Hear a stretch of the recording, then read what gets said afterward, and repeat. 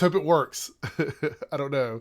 I want to keep an eye on this YouTube and its issues like recently. Let's see. Is it popping up here? Come on, come on, come on. Let's do it. Looks like we are in business. So let me close that window out. I always hate having to do that. It's so awkward. So hopefully it shows up in people's sub boxes this time. It's not one thing, it's another. All right, so I guess we'll go ahead and get the spiel out of the way. Pagey's eating. I know he's not going to tell you guys that, but he's eating, so he's going to be quiet for a couple minutes. But he's here. You can see the little box down here. Hello, Turbo Flan. Hello, Calum. Hello, Ragu. How are you guys doing? This is my makeup stream for the week. It is the third episode of the After Party. Tuesday was a mess. I do apologize. I should probably talk about that first while Pagey's eating. So, hello everybody. Sorry it's on a different night. I know that normally we do it on Tuesdays after Flash, but YouTube has had some problems, and I don't really know what the actual problems are. They seem to be like all kinds of different things. On Tuesday, apparently you couldn't stream from an alternate source. Like you had to use Google Hangouts or mobile. And I didn't want to do either one of those. So it was like, all right, well, I guess we're not going to do it. On top of all the other issues, apparently thumbnails weren't loading. Videos weren't showing up in people's inboxes. I know Pagey said that he put his video out right about the time it all started. So yeah, that was unfortunate for him. Hopefully it recovered and everything went okay with that. So I do apologize. How did it do, Pagey, by the way? How did... Oh, okay. Well, it is what it is. You just have to roll with it. So hello everybody. Thank you so much for coming in on this special night. Hopefully, since there wasn't any shows, we can help break everybody of their boredom while we wait for the next episode of Titans. A little bit of news. I was just telling Pagey about this. So the Weekly Geekly series that I started, which was going to be a combination of shows, it didn't do poorly. I think it did pretty well. But one of the things I noticed was a lot of people in the chat of that video, in the comment section of that video, would be supportive of separate videos for those shows. So my new tentative schedule is on Thursdays, I'll be doing Legends and Black Lightning videos. I didn't do one tonight, but starting next week, they'll come out on Thursday. So you'll get Legends from me in the mornings and then Black Lightning later in the evenings. And then I'll be doing a separate video for Titans because people want that as a separate video. So the Weekly Geekly series is going to be reformatted. I'm going to do something different with that. It's not going away. It's just not going to be what I had planned on it being. So that's fine. So anyway, we're here a little bit early tonight. We're about 30 minutes before the normal start time. So hopefully we'll have enough time to get through everything. And I hope everybody's having a good evening. What's happening?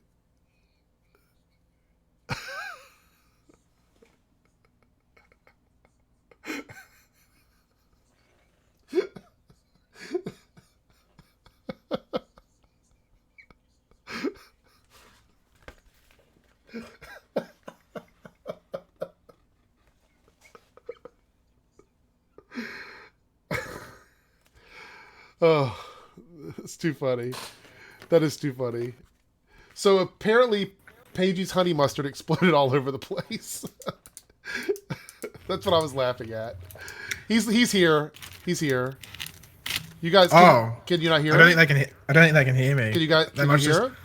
No, I'm not muted because No. Eric can hear me. I can hear him. Is it working? Yes, no. Either way, that was funny. Hello. Mustn't be coming through the Hold on. I want to find out if they can hear you or not. Oh, we can hear him. They can hear you. Okay, okay. I don't know what happened there. But... I don't either. Why did we start so late? This is actually earlier than normal. So the reason why I start late on Tuesdays is because, yes, honey mustard. Okay, to recap anyone that didn't hear him, Pagey, can you tell them? Let's recap. This is very important business, you guys. Pagey, Yeah. Recap what happened while I was laughing so hard for the people that could not hear you. Let's do it. Okay, so currently I am eating my lunch, okay? And I got it delivered. So that's step one of this story. And as I've gone to open up my little container of panko crumbed chicken tenders, which usually comes with a nicely sealed thing of honey mustard sauce.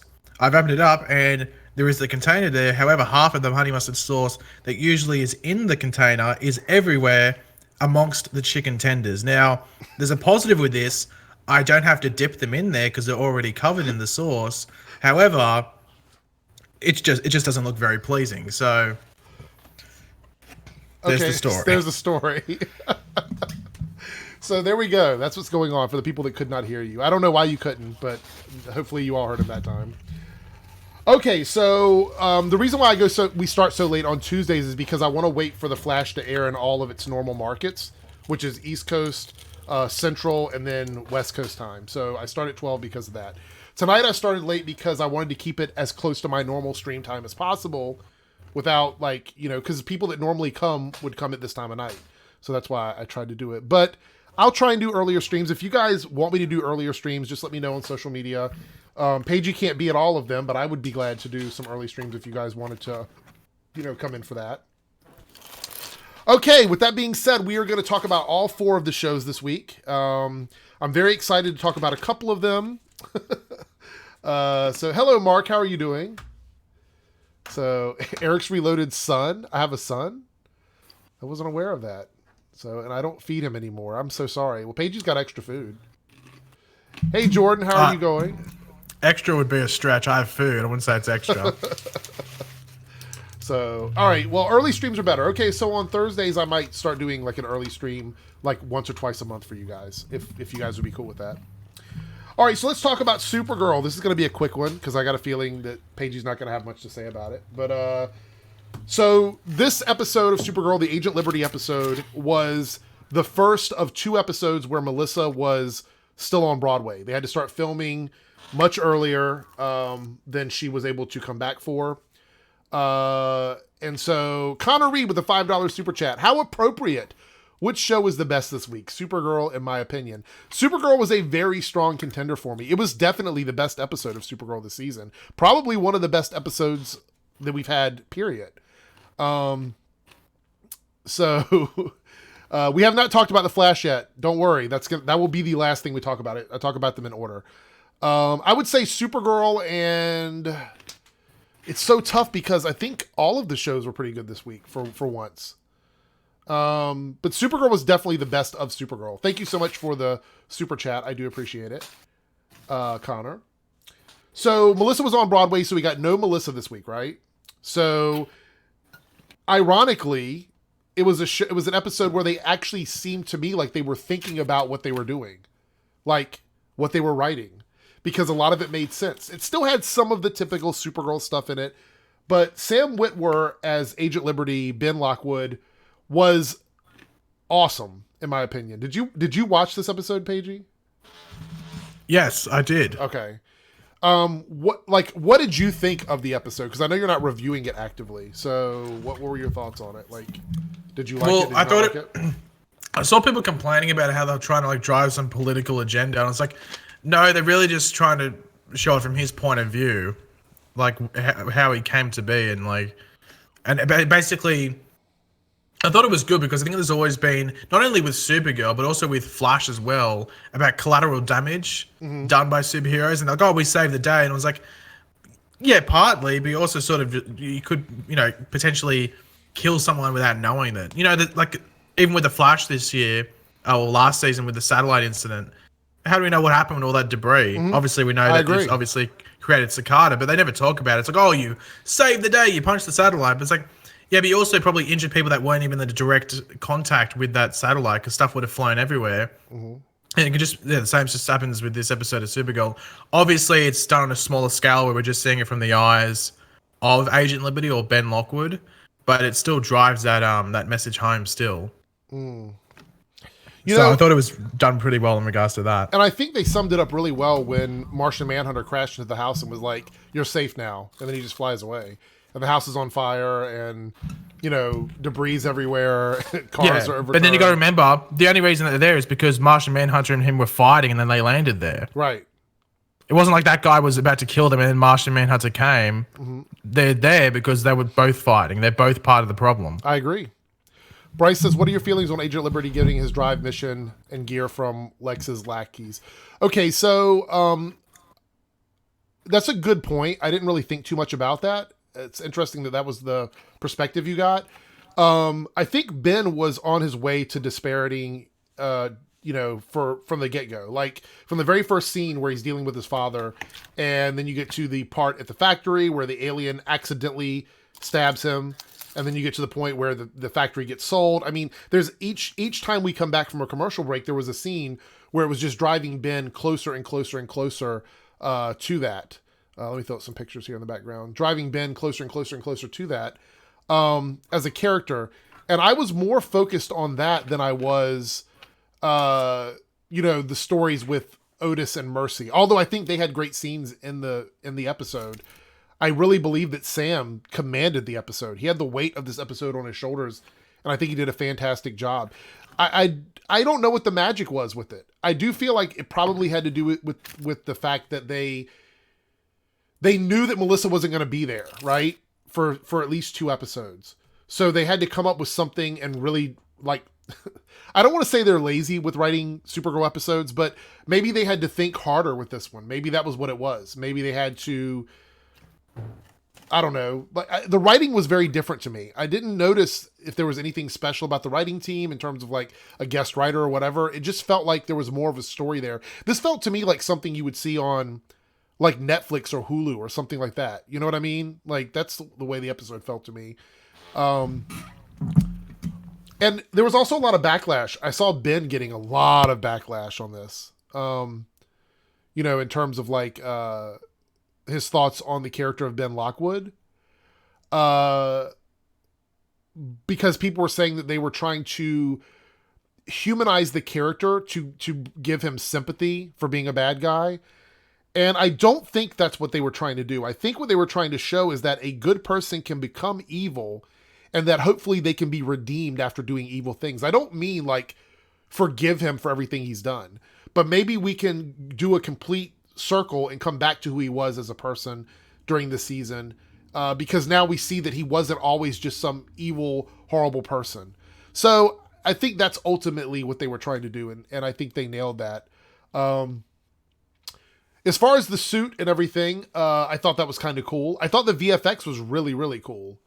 For this episode, I think the stuff, like all of the VFX in this particular episode, now that I'm thinking about it, were really good. I actually think the VFX suit looks better than the actual practical suit that she's wearing in the screenshots. So overall, it's my favorite episode of Supergirl this season. Probably one of my favorite episodes altogether, but it wasn't really an episode of Supergirl. Ultimately, it was an episode about the collateral damage of people living in National City. So anyway, Eric and Pagey look up. What am I looking up at? Dr. Cringe. In regards to Flash, I think Cicada is mad at Flash, but looks at him a role model because he got stabbed by Debris, and DeVoe is also corrupted the tech he was stabbed with.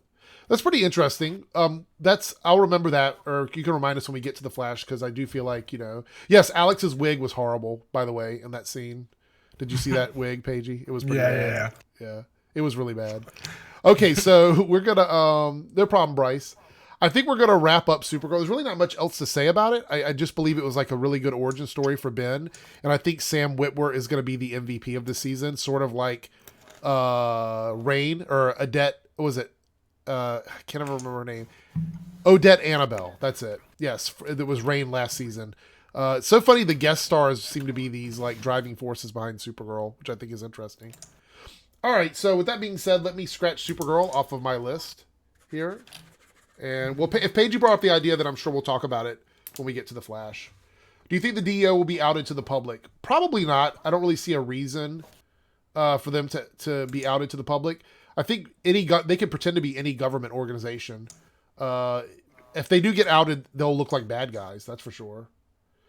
Okay, so let's go to Arrow. All right, so Arrow was an interesting episode this week. It was a Felicity-heavy episode. We're getting a lot of Felicity this season, doing like stuff that Felicity doesn't normally do.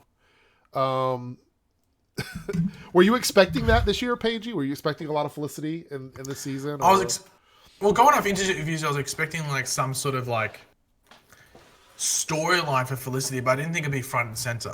Right. I didn't think it'd be, and I think a lot of people are having issues with it. I'm not having as much of an issue with it as some other people are. It's just more, I understand. I think this is going to be a common quote I'll probably use from, as soon as it started with Felicity until it ends with Felicity this season. Her motivations are correct, but the way she's going about it is just a bit extreme and a bit silly. Because it just seems like, Felicity, you're not a trained vigilante. Like, you probably should be dying in these situations, or at least the majority of them.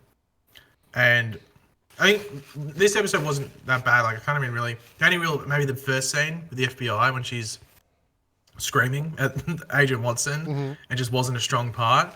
But the rest of it was fine, I think. The only big blip was probably last episode, when she was, like, willing to, like, almost get Diggle killed in order to capture Diaz. And I was like, let me hold back a bit. Let's jump back to that for a second. She got mad at Diggle because of what happened on the train. And we talked about that being so outrageous, you know what I mean? In terms of why it happened and how it happened. But then in this episode, Felicity didn't want anyone to go into the building because of how dangerous it was. Did you notice that? Yeah, she told Agent Watson, she's like, don't do it because you're not a match for these people and et cetera, et cetera. And I'm like, but you just yelled at them last episode for not going after Diaz. So yeah. I think that's just going to be one thing that's a bit... It's nothing to do with Emily Bett Ricard. Okay, maybe the beginning part of last episode, because it's just not a forte. We say that all the time. Like, Emily Bett Ricard is a comedic actor. Like, I think her background is improvised comedy. I think she does comedy improv. That was where she was like that was her, what would you call it? Like her major, if you want to call it. So obviously dramatic acting is not her forte. So would you say that Emily's acting is a little weaker compared to everybody else on the show? Yeah, but I think that's because we're so used to... Well, I think, overall, but I think you didn't really look at it too much early on because she wasn't really, like, an actor. Like, this was her first, like, proper thing. Like, I think she'd been in some, like, there's, like, I wouldn't call them B movies. I call them, like, D movies, like those ones, like, straight to DVD or straight to VHS even. Like a sci-fi movie, like something you see on the Sci-Fi Channel. Yeah, but not even that. Like, they're just, like, little Canadian movies where they're probably made for... hardly anything, and they're for like kids and stuff. I think that's really interesting, like music videos, I think. Yeah. So like Arrow, like she was only meant to be like a cameo character. It's meant to be like she was given the name Felicity Smoke as a Easter egg. It wasn't meant to be like... I think in retrospect, if they could go back, they'd give her another name, because there's always like a comparison, like why is she called Felicity Smoke when in the comics, blah blah blah. Yeah. So. You know what I find it really interesting that Emily Bett was playing that character as like just a secretary in the beginning, and they said that she did so well they gave her like a bigger role in the show. What do you think that was? Like looking at now at the last like 4 seasons, what do you like? Because that's her biggest roles have been over the last 4 seasons. So what do you think happened in the early episodes that made them go, this person needs to have more screen time? Like, what do you mean, like in season 1? Yeah, back when she first started. Because if you look back at like the last 4 seasons are arguably the biggest Felicity seasons, because seasons 2 and 3 weren't quite as big as the ones we've had now with Felicity. I think seasons 4, 5, 6, and now 7 is very heavy with Felicity as a character. So I'm wondering what it was in those earlier seasons that made her so popular. I think it was just well, that's the thing. Felicity worked really, really well back in season 1 and arguably most of season 2 as well, when she was just that quirky IT chick, because that's what she was meant to be, and that's what Emily Bett Ricard was told to be like. And I think they just saw the potential that, because it's she was basically going to be like the Chloe from Smallville for Arrow. Yeah, I see that. And they needed a character like that, especially if they wanted to move forward and make it so Oliver, because Oliver and Diggle. It's basically, I think if you're going to have Oliver and Diggle, could just be Oliver. Well, and another thing is having the Chloe character is sort of that rabbit out of the hat character. So if you need something magical to happen, they can just make it happen. And well, it's just that it's the same thing we see in every show. Even like Punisher had their own sort of Chloe. Right. You have to have. You know what I mean? I think there was a joke in the Spider-Man movie, Spider-Man Homecoming, not to make this Marvel or whatever, but they always joked about Ned being the guy at the desk or the guy behind the computer or whatever. All these shows have to have a character like that, because you realize now after reading comics that there's no way that these heroes could do all the things they're doing without someone helping them. It's just not possible. Yeah, they're not that technologically skilled. Right. Other than Tony Stark.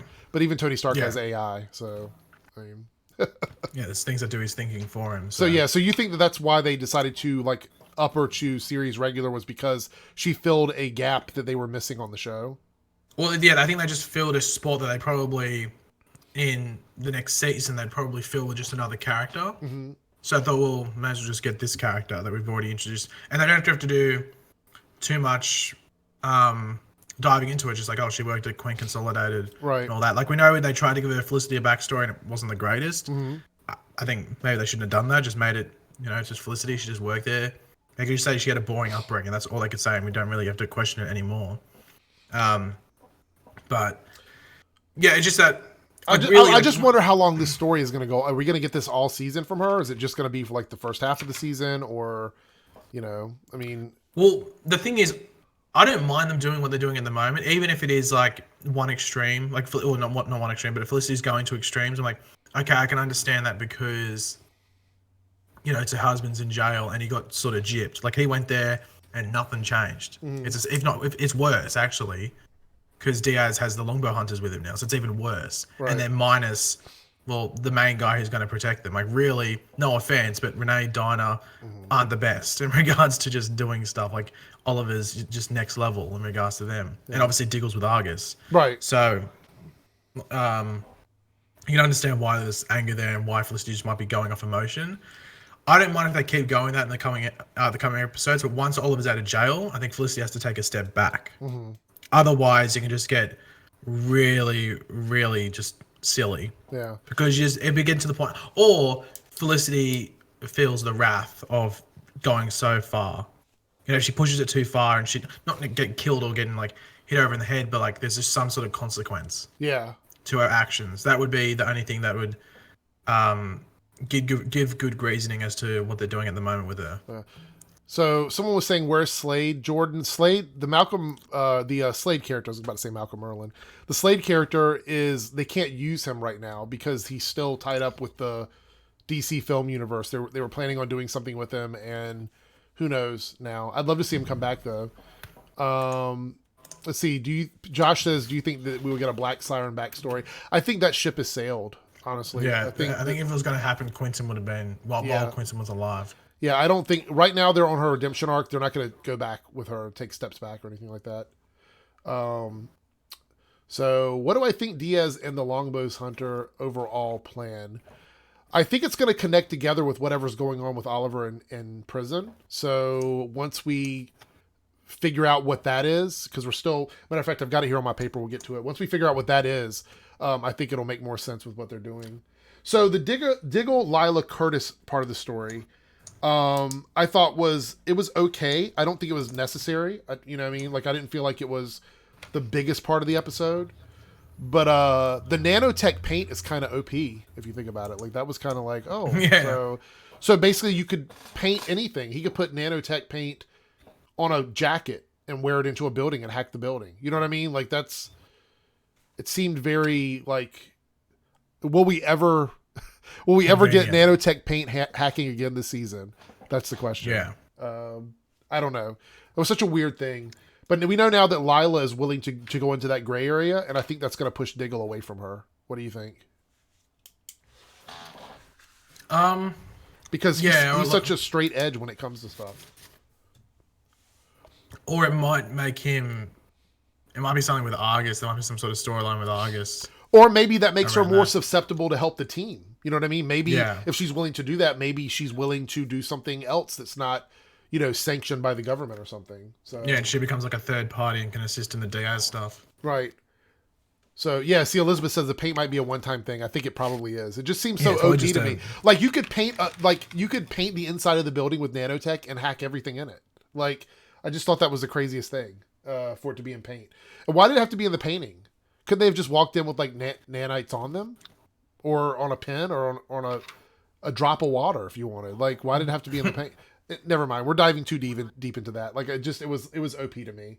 Okay, so longbow hunters, they were touted as being this like a mysterious what was it, like a myth or a legend or something like that. These characters that no one knew about or you couldn't find them or whatever. I don't necessarily think they're that great. I mean, Silencer is pretty good, but the other two, I mean, Renee pretty much kept up with Kodiak, and Red Dart was formidable, but it wasn't like she was really beating Agent Watson. She just caught her unexpectedly a few times, you know? I just expected more from them, I guess. What do you think? What do you think of the Longbow Hunters so far? I think they're interesting, but they definitely do not meet like the label that they were given last season. In regards to like the mythical stuff, I think it's just more like the Longbow Hunters as a group of that, and they just have, you know, rotating members because they've been, they were saying like, oh, in the years, and like obviously none of them look at like over 40, so obviously I've been doing it the whole time. So I don't know, we'll have to wait and see what they do with them. Yeah. Like they should be like in the comics, they're not like over threatening.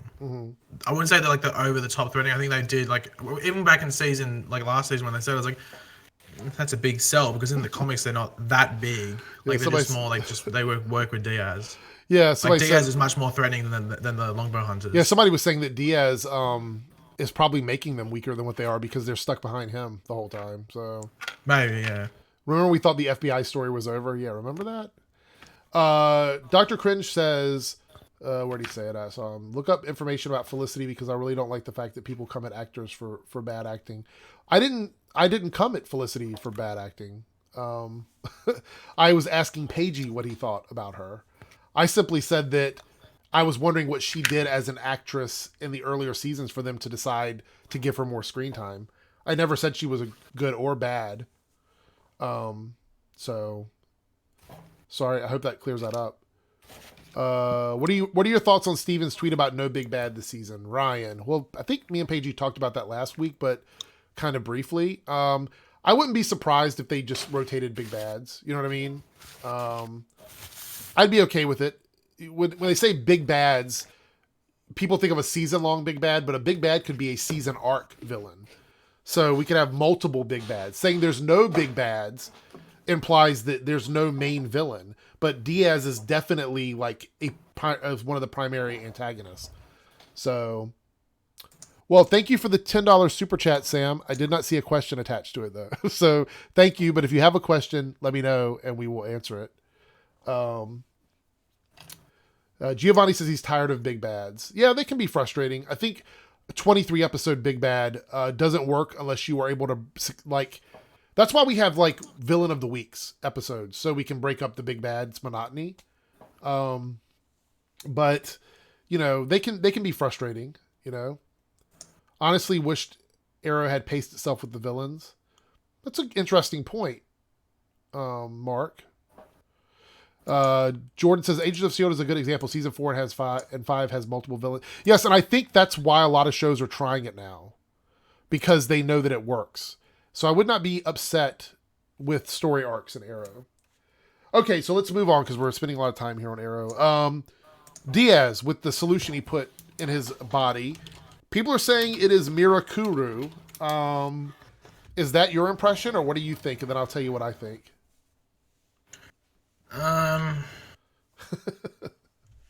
Because if it was easy enough to just like, first of all, what was it doing in that lab? That's an Argus lab. Remember that.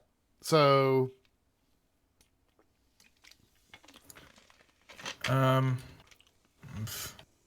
don't think it's Mirakuru.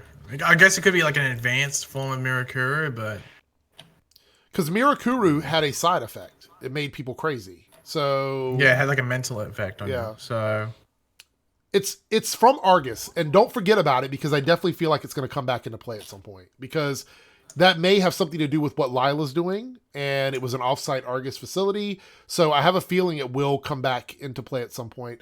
I'm hoping that Oliver doesn't take it and become super strong temporarily, because then that's just like what happened with season 4 against Damien Dark and Magic and all that. So yeah. Connor Reed, $2 super chat. Thoughts on Manchester Black? I don't really know. I don't have much thoughts about him yet. I've only seen pictures of the character.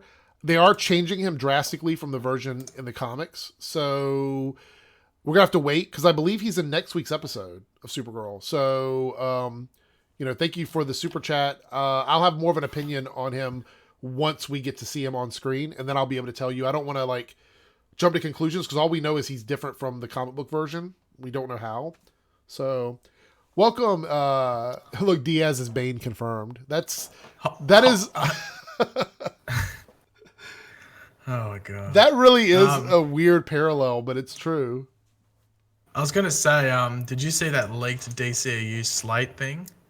No. For like the next 4 years? No. What? I'll read the movies out quickly. Okay, go ahead. It's Birds of Prey. This is starting from 2020. So in 2020, Birds of Prey, Wonder Woman 84, and then the Batman to end it off. I don't know if that. I think the fact that that's there makes that's the Matt fake. Reeves Batman, right? That's that Yeah. one? Okay.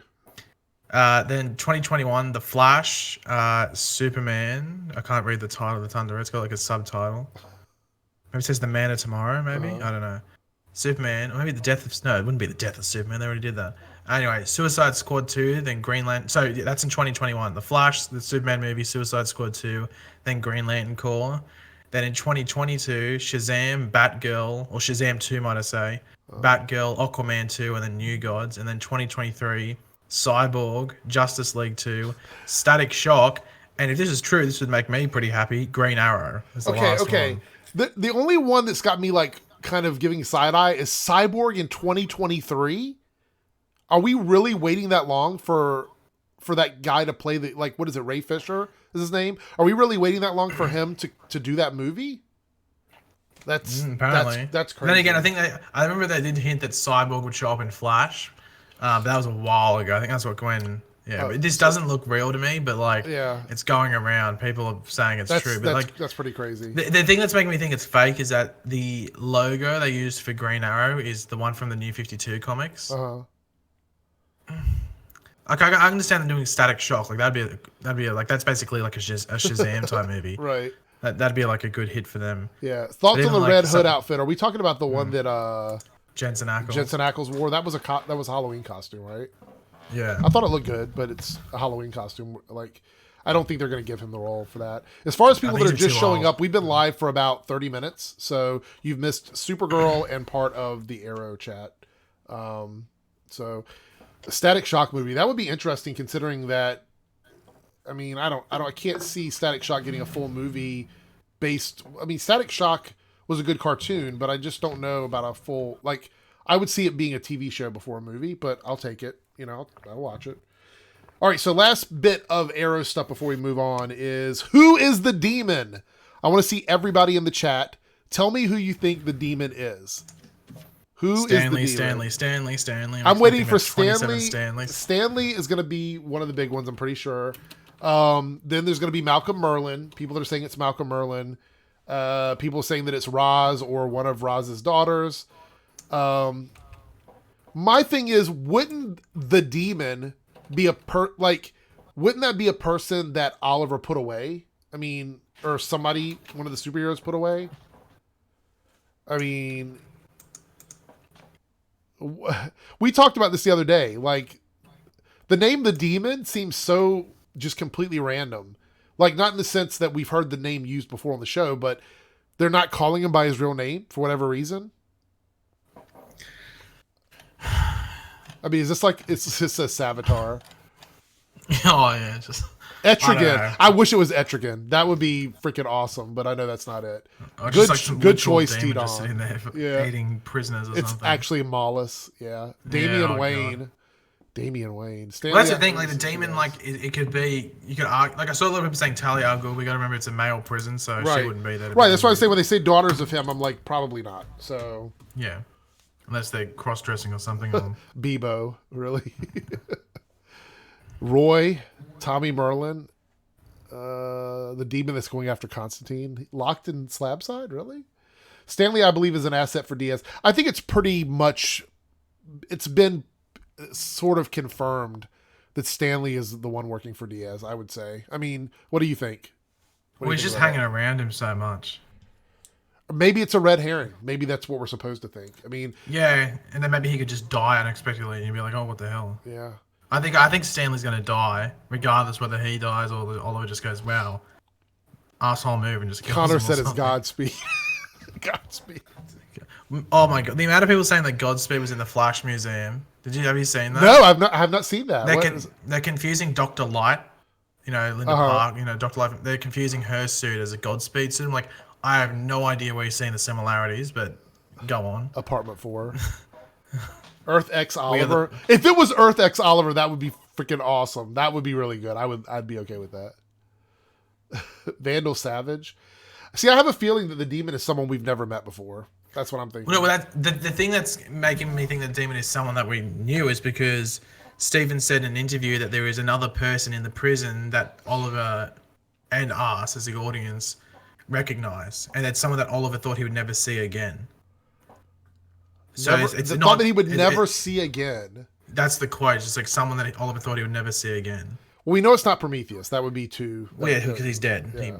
He's hashtag RIP. Yeah. Who would it be? Malcolm Merlin? No. Is it? You think it's Slade? You think Slade got arrested and put in Slade? Slade's the only one, but I don't know if Slade would have connections to Diaz and all of that. I just don't think he would. I did see some people saying that it could be Slade's son, Joe Wilson. Right. Because the guy that plays Joe is currently on Riverdale. He's in like the prison. So he's already there. He's already there. He's in Vancouver. So it's not hard for them to get him to become. And there's no rule against them using his son, just using him. So yeah. So they could use Joe Wilson if they wanted to. Huh. And we got to remember he was like head of that thing in Russia. That's true. Russia, whatever it was. So he's obviously, he might not seem like he'd be able to like just get to the top, but he's obviously proven it before. And there might be connections between whatever he was doing there to Slab's side. There were people in there that could get him up to the top and he could be the demon, and also like connections to Diaz. Mm-hmm. So even if it's through the Longbow Hunters even. So who knows what it could be. So I think it's theoretically going through different stuff. He's probably the top option. Right. Because you got to remember a lot of people are either dead or just be like, because I think if Malcolm Merlin was there, it would have made news or something like that. But someone like Slade Wilson, probably not. So Markel Scott says Wilson. The demon is Felicity's mom. Okay, I'll take it. Let's put money on that one. No, I'd rather just not have Felicity. What was it now? Donna Smoke on the show ever again. Yeah. It says here, wait, Ben says the Red Hood actually made a cameo in Supernatural tonight. I have not watched Supernatural this season yet. The Ben usually is pretty spot on with this stuff here. Yeah. I think it was on like a stand or something. They go into like a comic book shop and it's in. Oh. I think it's like a. So it was like an Easter Easter egg basically then. So. Well, they go into a comic book shop, so obviously Supernatural's a Warner Brothers property, so they probably just had like Warner Brothers, like DC stuff everywhere. That's true. All right. All the comic, it's like on Big Bang Theory. Like all the comic books there are Warner Brothers. It's all like Green Lantern and Flash because it's a Warner Brothers property. So yeah. Let's go over to. They get the free merch. We'll talk a little bit about. The demon is Anatoly Kniazev. That's true. It could be Anatoly. It could be, and that would be like Anatoly just keeps coming back, so that would make a lot of sense. That's actually, Brad, is probably the closest thing to what they would probably do. And it is important to remember in the trailer that they released like a week before Arrow came back, there is a shot of Anatoly all bloodied up, and Diggle, Laurel, Renee, I think Felicity are standing around him. That's the thing that's making me think he's not in the prison. Right. Because why would they be breaking out Anatoly from prison? Wouldn't they pick up Oliver on the way there? Right. On the way out. So it seems like Anatoly is probably captured by Thingo. That's actually pretty funny. What's his name? Diaz.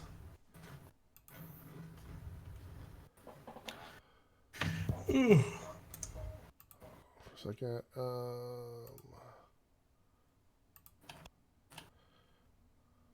So weird.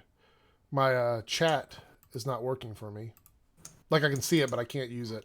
So I can't respond in chat. Dr. Cringe, that was funny, by the way. I saw what you said. I was going to write back to you, but it wouldn't let me.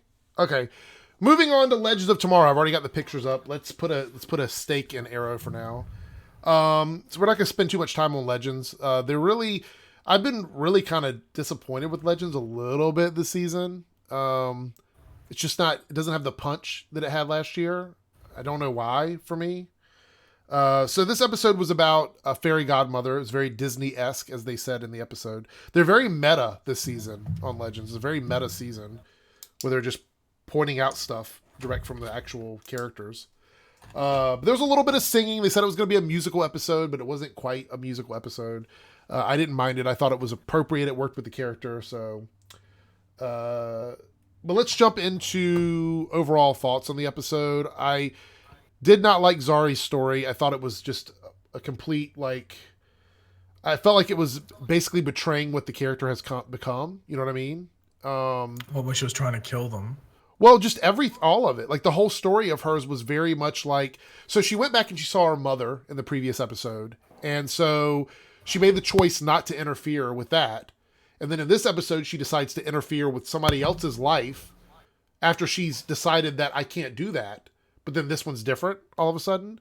It was like, I don't know why she, and then she was going behind people's back and stuff like that. It just felt really weird because I felt like she had grown past that already. Well, my thought around the loophole, the thing with Zari is that the only reason that all this stuff was happening was because this fairy godmother had escaped and was attached to this little girl. Right. And she was causing all the magic to happen, which in turn led to her mother being captured. Right. That was my thoughts behind it. And then the thing I liked about the Zari storyline is that they did create a parallel between the future that Zari's in, where it was very like, oh, you're a this, and that. Right. And it's very similar to Salem, where basically you can just be pointed out and go, oh, you're this, and then you just get, there's like real no trial. Like obviously in the future, there'll be some technology to maybe test if you're a meta, but it's still roughly the same sort of how that people went about things. And see, and I can see where you're coming from with that, but in the same token, they said that her mother actually did die in the original timeline. So, you know what I mean? Like, she was trying to save her because she said it wasn't right, but it also wasn't accurate historically. You know what I mean? Like, she wanted to I know what you mean change things. So that's why I was like, it just didn't make any sense in that regard. Like, I understood from a character perspective how we could flip it around and say, okay, well, it was to show her future, but the legends have learned that you don't do that. You know, and so it's, I don't know. It just kind of annoyed me a little bit that they kind of shoved her in that. Naruto says, I want a unicorn ate my nipple as a running meme throughout the season. Well, it probably will be because they brought it up, in the second episode, and I got a feeling it's going to go on and on. I would not be surprised if there's t-shirts with that on it, because that's obviously not trademarked. So if anybody's got a Teespring, go ahead and do that. Hopefully you won't get any legal issues over that. So anyway, yeah, Zari, but we did find out that she's still able to use the totem, and now it's melted off of the actual like chain. So I don't know what the significance of that was. Well, it just matters what they're going to do with it now, because like, is she going to get like implanted in her or something like that? That would be creepy, but very cool at the same time. So before we jump into the Flash, because I'm going to talk about a couple other things from Legends, but I want to bring this up right now, because it is kind of important. The future what? Actually, I was going to say, the thing about her totem is that they could, you know how she's wearing like, it's just like a random necklace and stuff like that? Right. They could do what they do in the comics, where basically she turns into like, it's either a necklace or it's like a headband. That's true. Yeah, it is. You're right. It's a headband. The issue with the headband is it might look a bit silly. Right. Because it's, I know they could make it look half decent. Or for a couple of episodes, they need for her not to have powers. So they're going to be like, we have to build a new thing for your neck, and it has to be a special metal to hold it in there, because it can't be in a normal like necklace or whatever. So we have to blah, blah, blah. Or they're going to have to go somewhere to get something special, for that. So there's got to be a reason for it, because they made a point of showing it. And so, yeah. But, okay, so getting back to the whole thing is Zari's future, the one that she comes from, are we under the assumption that they're going to try and keep that from happening this season? Or have they already broken that future? Well, to me, because it's obvious that it exists in the same world that we're in right now with our main characters. So, yeah, I don't know. Chessmaster said Zari gave the totem back to Vixen's granddaughter last season. I thought about that too, but I couldn't remember for sure if she did. I actually thought all the totems were gone, so that's why I was kind of shocked to see that she still had it. But yeah. So Amethyst says no, it's the same as Nora's. I agree with that. I was about to bring that up. Yeah, except for the fact that we're going to talk about this when we get to the Flash. Trust me, we're going to go back into it. But if that future does happen, that means a lot of the things that we know have happened on Earth 1 could not happen. Like, it's just not possible. Yeah, because the perfect thing to look at it is that when's that metahuman act meant to come in, like 2020 or something? Yeah. Mm-hmm. Why would they then praise a metahuman by building him a museum? Exactly. Yeah, exactly. That was my whole point. That's my literal point. Whenever someone brings it up, I'm like, if they're illegal and all that, why would they praise someone who was a metahuman for They saving would their not be city? considered the hero of the city if the government makes it illegal. Yeah, So so that's what makes me think. And I've always said, I think we've said this before on this thing. Legends, while on Earth One, exists in its own timeline. Like Zari's future isn't the Flash's future, right. and that's an important thing to remember because people are always saying like, and people are trying to give that. We'll obviously jump into this with the Flash. People are trying to give that as an excuse for why Iris did what she did to Nora, Right. and I'm like, no. Yeah, we will talk about this again in a minute, guys. Trust me. But to your point, the only time Legends exist with our known characters is when they return to our exact time. That's it. When they were present day with us, they're in our timeline. Outside of that, nothing they they're do matters because they are constantly changing time. So So that whole excuse or explanation or whatever is garbage. Like, I believe that we will get to a point, if Legends gets another season, where we are actively trying to stop Zari's future from happening. So yeah, probably. Okay, so moving on from that. Constantine villain. Some people are saying that it's Trigon now, and I'm like, no, Trigon's probably going to be on Titans, so they're not going to use it on Legends. So what do you think? If it's not Trigon, who could it be? Your live stream just went offline for a bit, I think. Did it? For me, it did. I don't know if it's for everyone else. I don't know if anyone else is in the chat struggling. No, maybe it's just me. Might just be me. Don't worry. Continue. I don't know if I'm the only one that was randomly lagging. If it is, if you lost the stream, refresh. That's probably why I was having trouble with my chat. Something's going on with YouTube. I apologize. It's obviously a YouTube thing. Obviously, YouTube. Well, I mean, I'm looking at on my end, everything is working fine. So, and I'm still like, the thing is, I know it's not my internet because I'm still talking to you. So yeah, I can hear you properly. Yeah. Okay. So Connor Reed has a $10 super chat. It's about Legends too. This is awesome. Why in the name of Bebo did Barry immediately agree with Iris? Oh, well, it was. You said Bebo. You got me excited. You made me think it was about Legends. Why in the name of Bebo did Barry immediately agree with Iris at the end of last episode? And what do we think Caitlin's father could become? Icicle at the back half or work with the villain Cicada? Connor, thank you for that $10 super chat. And I'm going to write your name down so I remember to answer this, because we're going to be moving into that in just a moment. And I might actually be able to go back to it. I've never been able to figure out how to do that, but I know Pagey knows how. I'll have to ask him one day. Okay, it's working fine now. Good. YouTube, stop that. It's not good. Constantine villain. People are saying it's Trigon, but I don't think that's going to happen. I think it's Titans. So, who could the villain be? Like, who are we talking about? Is it actually going to be the devil? Like, are we literally going to have him facing off against the devil? I don't know.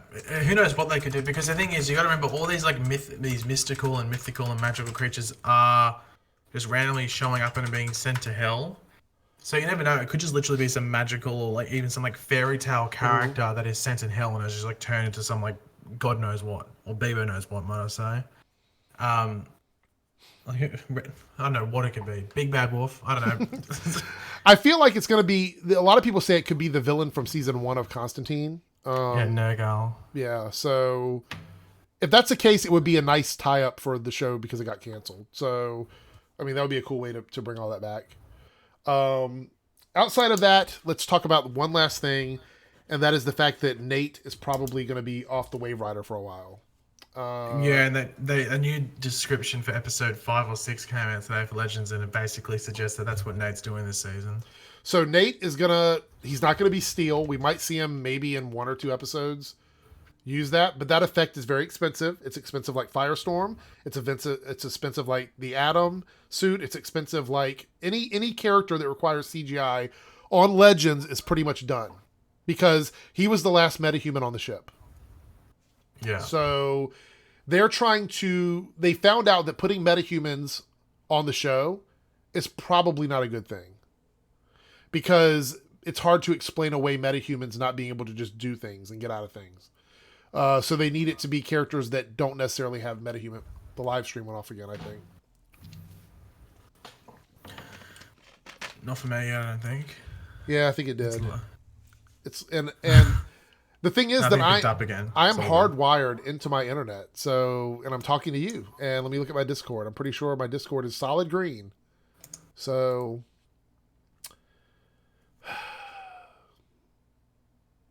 yep, this is dropping frames. Drop, drop, drop, drop, drop. Did YouTube have a brain fart again? I don't know. Let me have a look. If I just click on a random video. Don't think so. It's hard to tell though. I'm trying to see if like videos on Oh, subscription boxes or something. sorry about that. Let me do this. I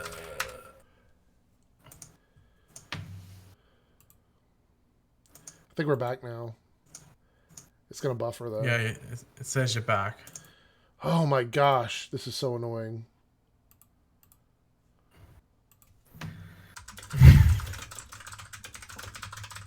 I think you're sweet now. I know. Oh God, this is why I'm having so much trouble right now. People are saying I should set up an account on that other site that I'm not going to mention here because they're probably listening in. Trigger word. It says we can hear you, but we can't see you. That's even crazier. That's even crazier. I apologize. Like, what in the world is going on? It says right now it's been fine. All of a sudden, I lost like 3,000 frames. Are you kidding me? Okay, anyway, so Nate's going to be gone. They're trying to save money, blah, blah, blah. Done, done, done. Let's move on past Legends because that's probably the curse here. I want to talk about Flash before we lose the streak. It dropped again. Oh, gosh. This is not fun. YouTube.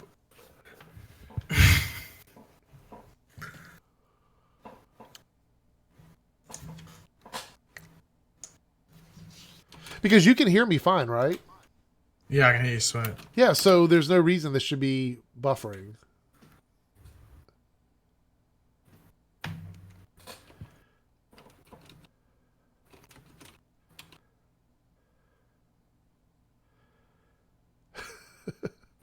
I'm just waiting for it to come back. Let me try something. Let me see. Please excuse me, guys, if you're watching the stream right now, because it is still dropping frames. Even if it says it's back, on my end, I see it dropping frames. So,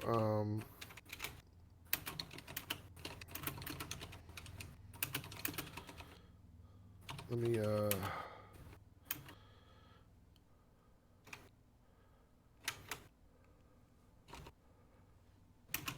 nope, still dropping frames. This has got to be a YouTube problem. Yeah, it is. It must be, yeah. All right, so let's do this. Yes. Trying something. Let's see if this works. Whoops. All right, guys, I'm sorry. Give me a second. Ooh, yeah. Let's blame West Alleners. All right, let's see what happens here.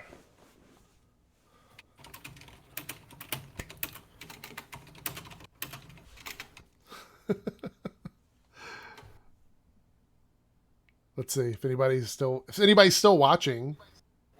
I think you're sweet now. Going back to like. Did my computer get hit with quality. dark matter? Oh, I'm just hoping that this didn't break it up into 2 videos. That's my biggest concern, is I don't want it to be broken up into 2 videos. If it is, I'll have to title the other one something else. Welcome back to the stream. I don't know what's going on. All I did was unplug the hard line. It's just basically on Wi-Fi now. It's the same router. So, don't ask me. All right, so before everything goes wonky again, we're going to talk about the Flash. So if you're back to the live stream, if this is still one video, sorry about all the technical issues. I will watch it back and see before I make it public again. But if you are tuning, if this is a brand new video, we're just talking about the Flash right now, and then we'll talk about Elseworlds. Okay, so the Flash. Let's try this. First, we're going to talk about Jesse Martin. Okay, Joe West. We've been talking about this since the beginning of the season about the fact that Joe is sitting down, you know, in a chair in almost every episode. And I said that there was nothing on the show that gave me an indication that Joe was hurt. But I did think that there could have been something wrong with Jesse, the actor who plays Joe. But nothing at that point had been released. Like, we hadn't heard anything else about it. So I think you and I both said they're probably doing it because he's a stay-at-home dad now. He's trying to watch after his girlfriend, etc., etc. But in fact, he was actually recovering from back surgery. So, did you see this coming, Pagey? Did you think this was what was going on, or do you have any idea? Or I just thought it was going to be like what's the word I'm looking for? I just thought that they were portraying Joe as just like a dad that's been staying up all night taking care of the kid because his partner's just given birth. So right, that's what I thought it was. But I didn't really. Someone did point it out to me on Twitter, like the night before they released it. And they showed and I showed it in my video that I did today on Joe, and it's like in that clip from last episode, the scene in the last episode where he's in CCPD and he's standing up, he's leaning against the door frame, which is a big sign of, okay, what's going on there, but it's not unusual. But in the reflection of the floor, you can actually see a crutch or a brace or something in the reflection of the floor on the back of his leg. So and you can even just look at his pants, and he's wearing like different shoes as well. Let me yeah, so he just looked weird. So has it been confirmed that he's actually going to be absent from a few episodes? Is that what's going to happen here? They said he's taking a leave of absence, but which would mean that in like episode 10, he just won't be there. So I'm guessing in episode 10 they might just say Joe's gone somewhere.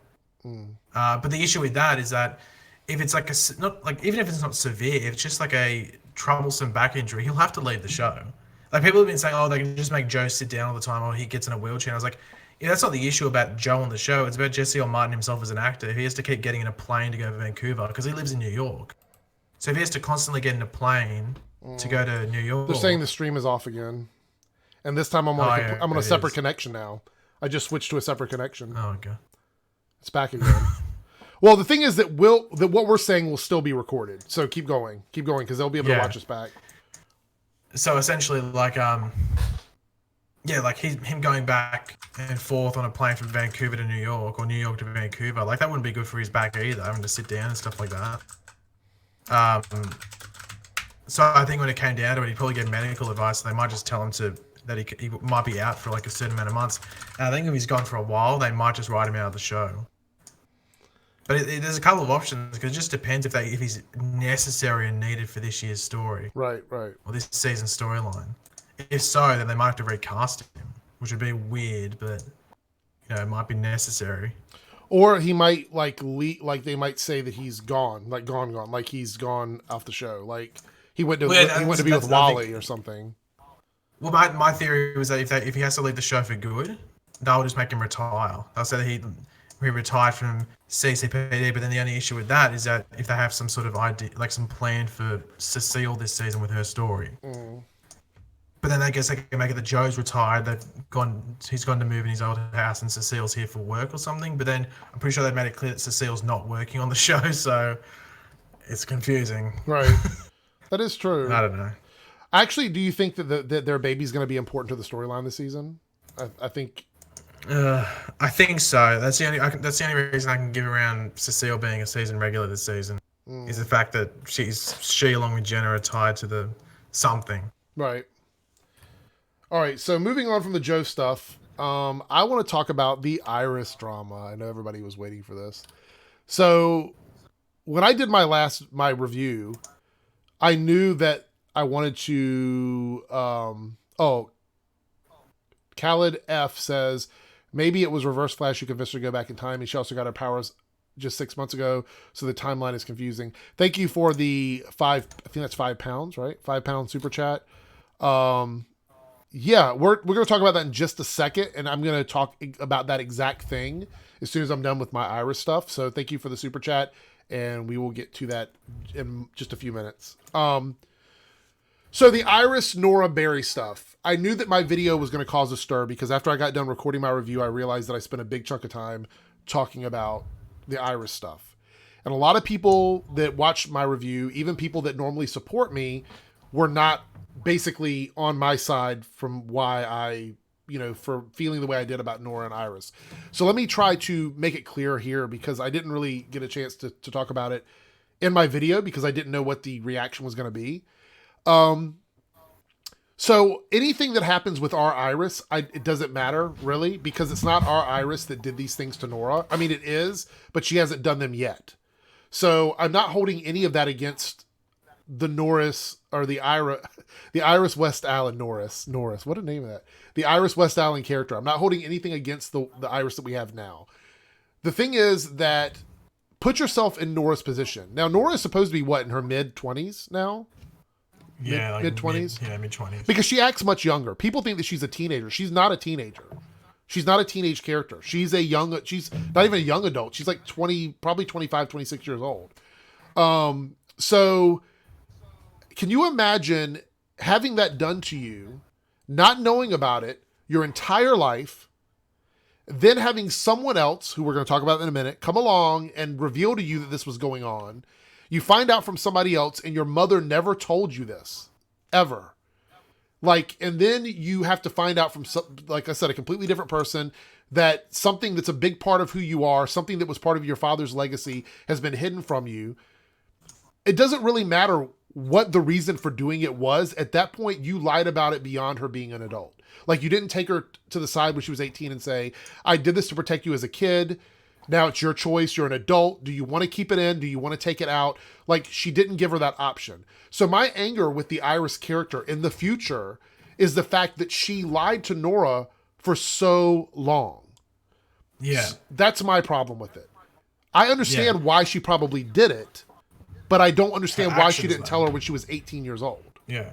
How she went about it was poor, but like, I can break it down for you exactly why people should have an issue with it. And if you are defending Iris, then you don't pay attention to the show. Okay, go ahead. Okay, so I can't remember exactly what seasons they were, but in the past, Iris has blown up at Joe for not letting her be a cop, like holding her back from being a cop. What's that similar to? Oh, Iris holding Nora back from being a speedster. So there's one little thing. Iris, remember beginning of season 3, Iris and Joe weren't talking because Joe withheld the information that her mother was still alive. One other piece of information that like Iris had the shits about. She had the shits at Barry for not telling her that he was the Flash, because apparently it made her he did that to keep her safe, so she wasn't hanging around Team Flash and stuff, putting herself in danger. So what's that, 3 things that we have so far? Right. Not to mention the entire season of Savitar. That entire season was around Iris wanting to do things that people would not let her do. And that whole season, she even had an episode where she went out and did something like the reporting thing or whatever, because she thought that people were holding her back or whatever, and then she wanted to make the decisions about Savitar for herself. Like, Iris is such a headstrong character that anytime she's held back for any reason, she gets angry. So why would she expect her daughter to act any different? Yeah. But the biggest issue with that is like Barry's been like slapped like left, right, and center in regards to like decisions on that and trying to keep people safe, whether that be like Iris, Joe, or just like, Caitlin and Cisco, or just other people, just trying to keep them safe. Right. But so he's been like slapped around for that, and like, as if he's in the bad. But when Iris does it, it's a free pass, and the person that she's doing it to is in the wrong. Right. Doesn't make sense to me. So you can't have it each way. Right. Let me break this down for people, because a lot of people are kind of trashing Nora a little bit. I'm not defending what Nora is doing right now. I'm not defending decisions that she's making or anything like that. She's obviously lying about stuff as well. But look at what her life was. Like, I'm not saying that it's right, but you can tell that there's a history of this in her life, right? You're also saying that she did it to Nora because Nora is hard-headed or whatever. She did it to her as a child. She did this to Nora before Nora was 18. So Nora would have not even had the opportunity to use her Speed Force powers. So everything she's doing in regards to the Speed Force that's happening right now has nothing to do with what Iris did. Nothing. Iris did this before Nora even knew she had powers, which means it happened at a very young age. Right? Nora turned 18 Her mother never told her about this and never gave her the opportunity to make the decision for herself. We are talking about an adult. She went from a child to an adult. And Iris did not give her the decency to tell her the truth. At that point, you give that person the opportunity to make their own decisions. And she did not do that.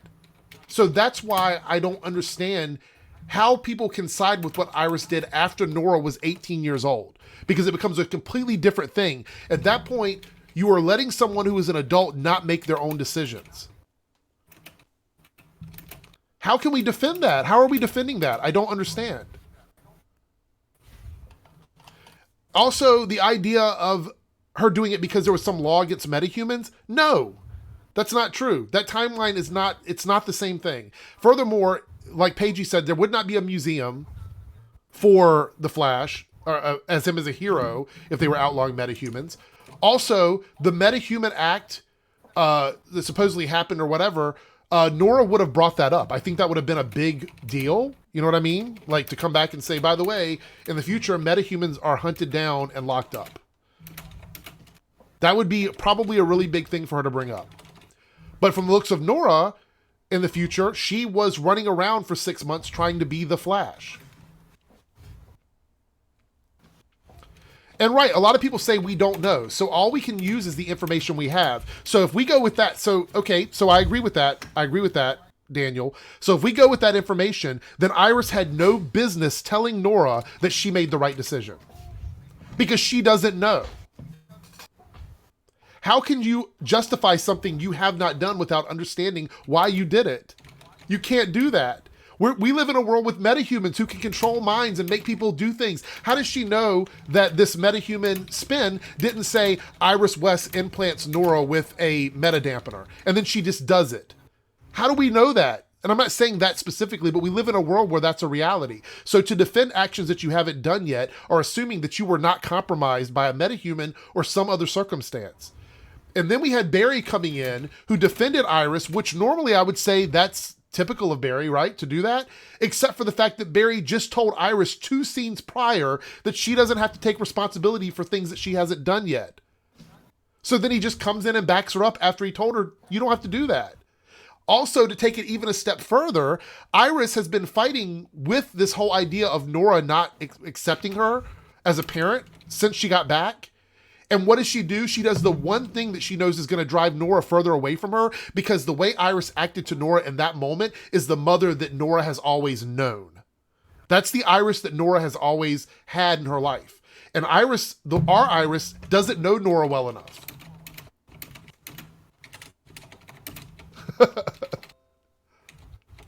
So in my opinion, it's just like, how can we defend this? I understand liking Iris, and I think Iris had a very good episode up until that point.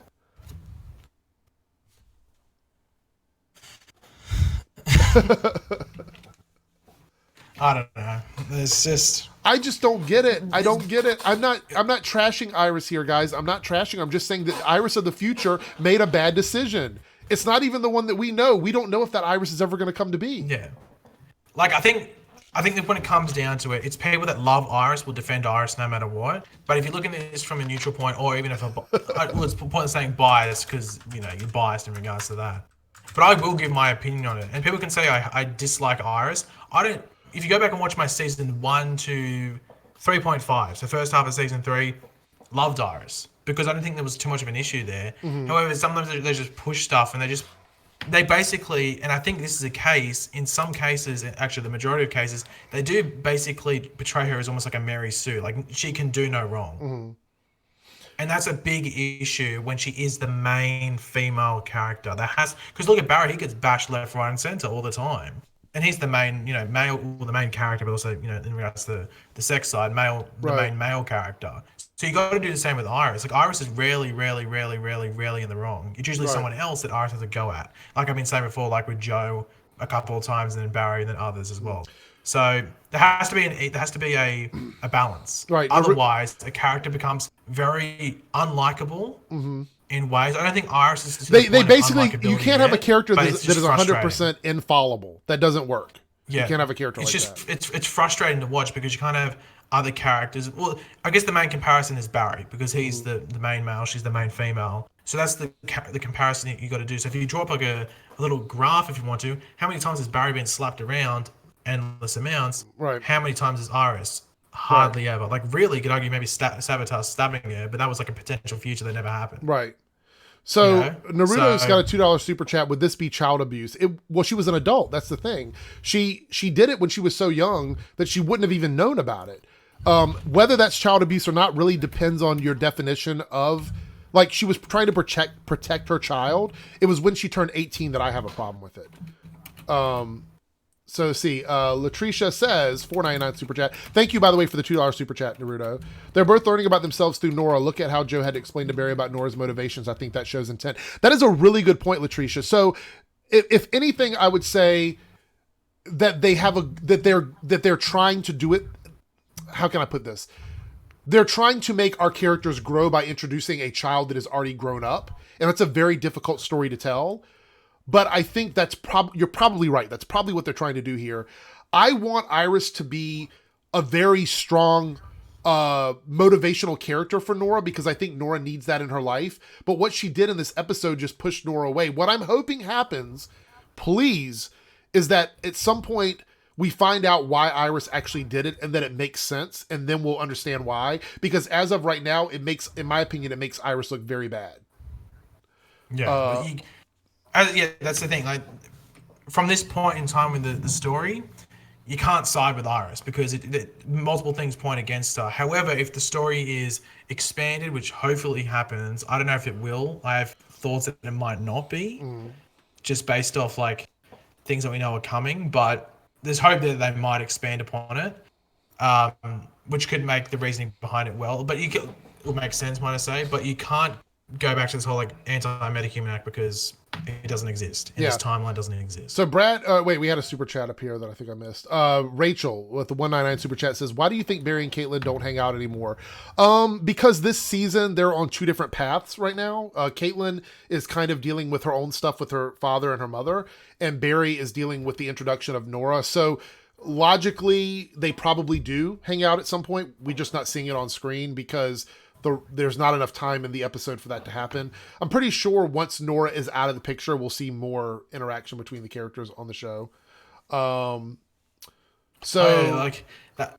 Yeah. Go ahead. Well, that was someone was saying before. They're like, I don't know, it was actually a while. I probably won't be able to find it up. But someone was saying like, what do you think their plans for Nora next season will be? And I was like, there won't be one. She's just this season. Like, right. If they had Nora next season, I really, really, really don't think that would make sense at all. Right. Like, it's a stretch having her here the whole season. So I think having her here next season would just be like, okay, you're really not making sense here, guys. Well, also Joe, like, how great has Joe been? Like, I know I talked about the moments between Cecile and Joe and Barry or whatever were kind of just afterthoughts in the episode. But the truth is, Joe really is one of the best characters in the show. Like, he's one of those characters that can be retrospective if he has to be, introspective when he has to be. He gives great advice. I actually think it's in narrative wise and writing wise. I feel like Joe being not being around is definitely going to hurt that growth. Hello, L'Oreal. How are you doing? So I think it's kind of sad to see him go because Joe is like the best dad, right? I mean, I feel like Joe is I would love to have Joe as my dad. Like if I was growing up, Joe West, what a great father. So, yeah. Well, one thing to point out as well, I don't think we've mentioned this, and I actually heard anyone really mention it at all. People have been going on about Nora in the future. Like when she said she got the thing out, it was 5 or 6 months ago. Did she say? Was it 6? Right. Was the number she used? I think she said 6. She's been in our timeline for 6 months, so she got her powers and came back. Immediately, and we're going to talk about that in a second because I think we're going to figure something out. But yeah, for sure. So that's why she's shading Iris. Like these are the first interactions she's probably having with Iris since getting her powers. Right. So that's why she's shading Iris. I thought when we first saw her last season that she was much smarter than our characters because she's been from the future. But it ends up that that's not the case. That she got her powers and immediately screwed things up. Yeah. So yeah, like this. The biggest, like, the argument between Nora and Iris was interesting. But I think the most, what's the word? intriguing thing. Intriguing is probably the best we. I agree, Chance. I think some of her shade was a bit heavy. It's like some of the stuff. Yo, that's the baseball game shade where she's she's like talking about the apps and she goes, yeah, except more people use hers or whatever. I was like, that's unnecessary. Like that was pretty bad. That's what I was saying there. Like the way Nora's going about showing her disdain for her mother, is that the best word to use? Disdain. Yeah, that is. Yeah. Is a bit extreme. Just like, you know, like you wouldn't even do that to a person you hated, let alone your mother. So, or maybe to a person you hated, but like but you know what, though, honestly, that might show that she loves her mother a lot because she feels let down by her mother. You know what I mean? Yeah, so it's like the ultimate betrayal. Right. So it's one extreme to the other. She said, I'm shocked that Nora even thanked Iris for helping her. Well, that's where the mistake happened. Okay, so where did the mistake happen in this episode for Iris? When she did what she did with Nora at the end of the episode, helping her, teaching her how to use her powers and stuff, that was a bonding moment that they could have used to elevate their relationship. And then Iris goes in and tries to justify what she did when Nora was facing off against Barry. And Nora took it as in, oh, you had to do it at that moment. I totally understand, not a problem. And then Iris goes, no, I mean in the future. And so Nora's probably thinking, how can you say that? You don't even know what happened. And that's why I sort of side with Nora, is because of that reason. So that's where everything went downhill, you know, for me. She's assuming her future self's reasoning. Right. And even Barry did it, which in that point, Barry could have been a mediator between the two. But here's the thing. I think ultimately that conversation had to happen because they wanted Nora to go live with Joe and Cecile. That's what I think they wanted to do. They needed her to be there, and there was no other reason for that to happen. Yeah. So, okay, so let's get on. I don't want to talk about that anymore. So like, it's just like, I think we talked about this, like the scene where Iris goes into the stadium and shoots Nora with the dampener. Right. Like, really, when you go back and watch that scene, it's a bit stupid. It's Iris going there because she's banking and counting on them crashing into each other and stopping. That's true. So she can shoot. Because when she leaves Star Labs, they're running around. Right. So obviously, it's just, once again, it's very, comfortable writing and just convenient writing that happens. But I pointed that in my review, and people going, "How is that stupid?" And I was like, "Go back and watch the scene. Like it's very convenient." Yeah, Dino Dragon. But they had to do it. They had to do it for that last scene as well. Yeah, but how? Misunderstanding. Yeah, they had to set it up. That's what I said in my review. I was like the same thing. Yeah. Dino Dragon says, well, losing your husband in crisis would be a huge understandable reason for her to dampen her powers. Absolutely, 100%. But we're assuming that's why Iris did it, because it makes the most sense to us. Why would she do this to Nora? Because she just lost Barry and it makes the most sense. Yes, I agree with that. But we don't know. That's the problem. She doesn't know and we don't know. So we have to go with what information we do have. That's the only thing we can go with. If you start assuming stuff, you start creating excuses for people. And I don't like doing that. Yeah. So Nora acts so childish, it's annoying. Latricia, that's why I said I think people think she's younger than she actually is, because she does act very young. Well, but yeah. Go ahead. Ooh. Oh no. No, don't worry. Stephen Amell just posted a photo of him with Colin Donnell, who plays Tommy Mellon, but then I realized they're shooting in Chicago at the moment, and that's where Colin Donnell works, because he's on Chicago Med, so don't worry. So but I was going to say, what was I going to say? Can't remember. It just literally slipped from my brain. it might come back into my brain in a second. So we'll keep talking. Yeah, we'll keep talking. We'll move on from that. So, who is Nora working with? This is a big thing. I actually have a video I'm going to make about that this weekend. There's probably two really big options that I think either one of them could probably work. I think the biggest and most logical one would be the Reverse Flash. Like, I think everybody kind of assumes that, because then you have a character who would know that she probably has powers, would be able to figure out that she's got an implant in her dampening her powers, and they show the suit immediately when she walks into the Flash Museum. So there's a theory, I don't remember if I saw it on Reddit or where I saw it, that the actual, like, the guy that runs the Flash Museum could be Eobard Thawne using an alias or something. I don't know if you saw that. Did you see that theory, Pagey? I talked about it in a video of mine recently. Okay. I think like on the weekend or wherever it was. But because Nora references him as Mr. Miles, but Mr. Miles is also the guy that ran the Flash, who is the owner of the Central City Museum in present day. But he looks like he might be like 50-ish, maybe like 40s or something. So I don't think he'd be running the Flash Museum in the future. Yeah. So it could be his son, or it's just, Reverse Flash posing as his son or just an Yeah. alias of the name of Mr. Miles. Maybe the other Mr. Miles died or something. So And make he's an just like, "Oh, I'm his Iris, son." make Iris and Nora drama video. Isn't that what we're like kind of doing right now? Basically, we may as well call this drama alert, Nora versus Iris or something. So yeah, so I agree with you But, on that one. yeah. Yeah, with Mr. Miles. Well, the thing I was going to say about Nora is that I think they made the mistake of making her mid-20s. I think they should have made her like around Bart Allen's age. But it's CW, so they needed her to be like over 18, so there could be some sort of CW sort of thing. You know what they do. Right. So they had to make her over 18. But I think in a perfect world, if this was like a movie, they would have made her like 15, 16 maybe. You're right. Yeah, that's Because I think that's the perfect age. Because I don't think it works as well as it could have with Nora basically being the same age as Barry and Iris if there was maybe like a 10-year difference. I think that would work much better. But yeah, they had to make it this age just because I guess that's what they had to do. I guess they couldn't have a 34-year-old playing a 16-year-old as well. I want to clear something up because I guess in the comment section people are having a go at it. I don't think Nora is 100% right. Okay, so that's not where I'm coming from here. I'm saying that the arguing that happened and the way the scene was set up there was set up so that we would feel for Nora. That was the whole point of the scene. And the people that are defending Iris are giving her some openings there, and that's fine. If you think you agree with Iris, that's fine. If you think you agree with Nora, that's fine. I don't think either one of them is 100% right. Obviously, Nora is lying about a bunch of stuff. I mean, she's clearly keeping a bunch of things secret, so that's fine. And I think that Iris has made mistakes. We cannot, like we just talked about this. I can't pretend that any character is 100% perfect. That's not the way these shows work. Iris can make mistakes. Barry can make mistakes. Nora can make mistakes. They can all make mistakes. Yeah. So even like last season when Ralph died, literally Barry's fault because he was so ignorant and didn't listen to Ralph. That's true. Absolutely. Well, when he died, when DeVoe took him over. Right. So I mean, my point being is that just because I don't agree with Iris 100% on this doesn't mean that I don't think she has. I don't think that she doesn't have merit for anything that she does. I think there's a lot of things. Like, so a good example is when Iris helped Nora in this episode. When she helped Nora put out the fire. That was awesome.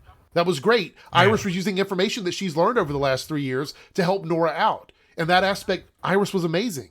But we're not going to have stuff like that happen all the time. Like, no character is going to be perfect to do that all the time. So Rachel goes... Well, go ahead, Pagey. I was going to say, well, I think that's the issue with that scene between Nora and Iris at the end. Like, someone brought it out. The acting was, it's probably the best acted scene of the episode. I think it was like the only real scene that needed like over-the-top acting, like decent acting. I think it was the only one that really required emotion. But I think that's the biggest maybe fallback from the scene is that you come out of it and there's just everyone's split. Like, there's going to be people that are siding with Iris, there's people siding with Nora, when really you should come from that scene and everyone should feel should be on the side, or at least 98% should be on the side of one of those characters from that scene. Right. And the fact that the split probably shows you that the scene failed in regards to what it was trying to do. I agree. Or there's massive misunderstanding from various people from either side. So Rachel with the $1.99 super chat. Thank you so much, Rachel. She goes, why does the Flash try to make Iris so important? I don't know if they try to make her important. The thing about Iris is in the earlier seasons, relevant. That's a better word. In the earlier seasons, Iris was the connective tissue between Star Labs and the real world, and she played that role very well. It worked really well for her character. She was out doing reporting. She was able to do things outside without our characters being in the middle of it. But when they kind of confined her to Star Labs, it felt out of place for a lot of people because that didn't seem like where Iris can be best used, right? So when Iris is getting back out and doing stuff in the city and then bringing that back into Star Labs, I think it actually elevates her character because her character really is amazing when it comes to investigative reporting. We've seen that. We've seen this from Iris. Yeah. So to like sort of limit her character is unfortunate. And I'd love to see her do more things that are like you wouldn't see Barry doing stuff that other characters would normally do because Barry has a very specific role in the show. And Candace does a great job with Iris. It's just the material that they give her sometimes I think is a little weird. I thought in this episode, up until the end scene with Nora, Iris had a very strong episode. It was probably one of her best episodes. And the thing like I pointed this out before, like the whole thing about like the big meme about like Iris being the team leader of Flash, when it came down to the end of the season, it would have made sense last season that she's the leader. Like at the end of last season, she wasn't even really the leader. They sort of like went away from it. But I think it would have made sense if she was the leader of Team Flash last season. And I don't think many people would complain because they actually could have given her like a proper storyline. Right. But the issue with last season is that we're just shoved into season 4 and she's the leader, when really it should have been her storyline becoming the leader of Team Flash in Star Labs, at least for that season, you know, what was happening there. Right. Sure, this season, if they wanted to spin it off and do their own thing with journalism, that's fine. But last season just felt like wasted time with her. When really they could have started, because if you remember back to last season, what's Caitlin doing? She's off. She's, you know, working with Amy and Black, so she's not a part of it. Right. And Cisco and Wally were both vibing Kid Flash, and they would have been doing all the work that Barry was doing as the Flash. Right. So what they could have done is that no one was there to head Star Labs or Team Flash and just be, you know, now that I'm saying this on the stream, it's probably not the best term to use, but the felicity of the group, and just being like in the Cortex area, just holding everything together, because everything's fallen apart, and that should have been her storyline. Is that she's away from Team Flash, she's not segregated herself from Joe, but definitely the other people in regards to like daily talk. And she's because obviously at the end of season 3, Barry went to the Speed Force, so she's like devastated, doesn't want to be connected to anything associated with the Flash at least. So she's off doing her own thing. She even could be doing journalism if they wanted to. Right. Do that with her. Or she could just literally be back at Jitters, like doing literally a normal job, just trying to keep her head out of it. And then she comes back into Team Flash, and that's her storyline. Not only making her leader of Team Flash, but just building herself up as a character in that season as well. Right. But as I said, there was wasted time there, and that's why everyone got frustrated with Iris in season 4, because she was basically doing stuff that other people could have done. Yeah, and I think that Iris deserves a story that like sort of lives up to her character. You know what I mean? That's what I'm kind of worried about. And a story that warrants the main female character of the show. Right. Not just you know what I mean? Not just like, put her in wherever they can fit her in, which is not, it was not. Yeah, cool. like you can say you like the Iris character, that's fine, because I think Candice Patton is very likable in the role. However, you can't defend the writing. I'm sorry, you can't. If you defend it, then you are biased in regards to just Iris in general. And that's the thing.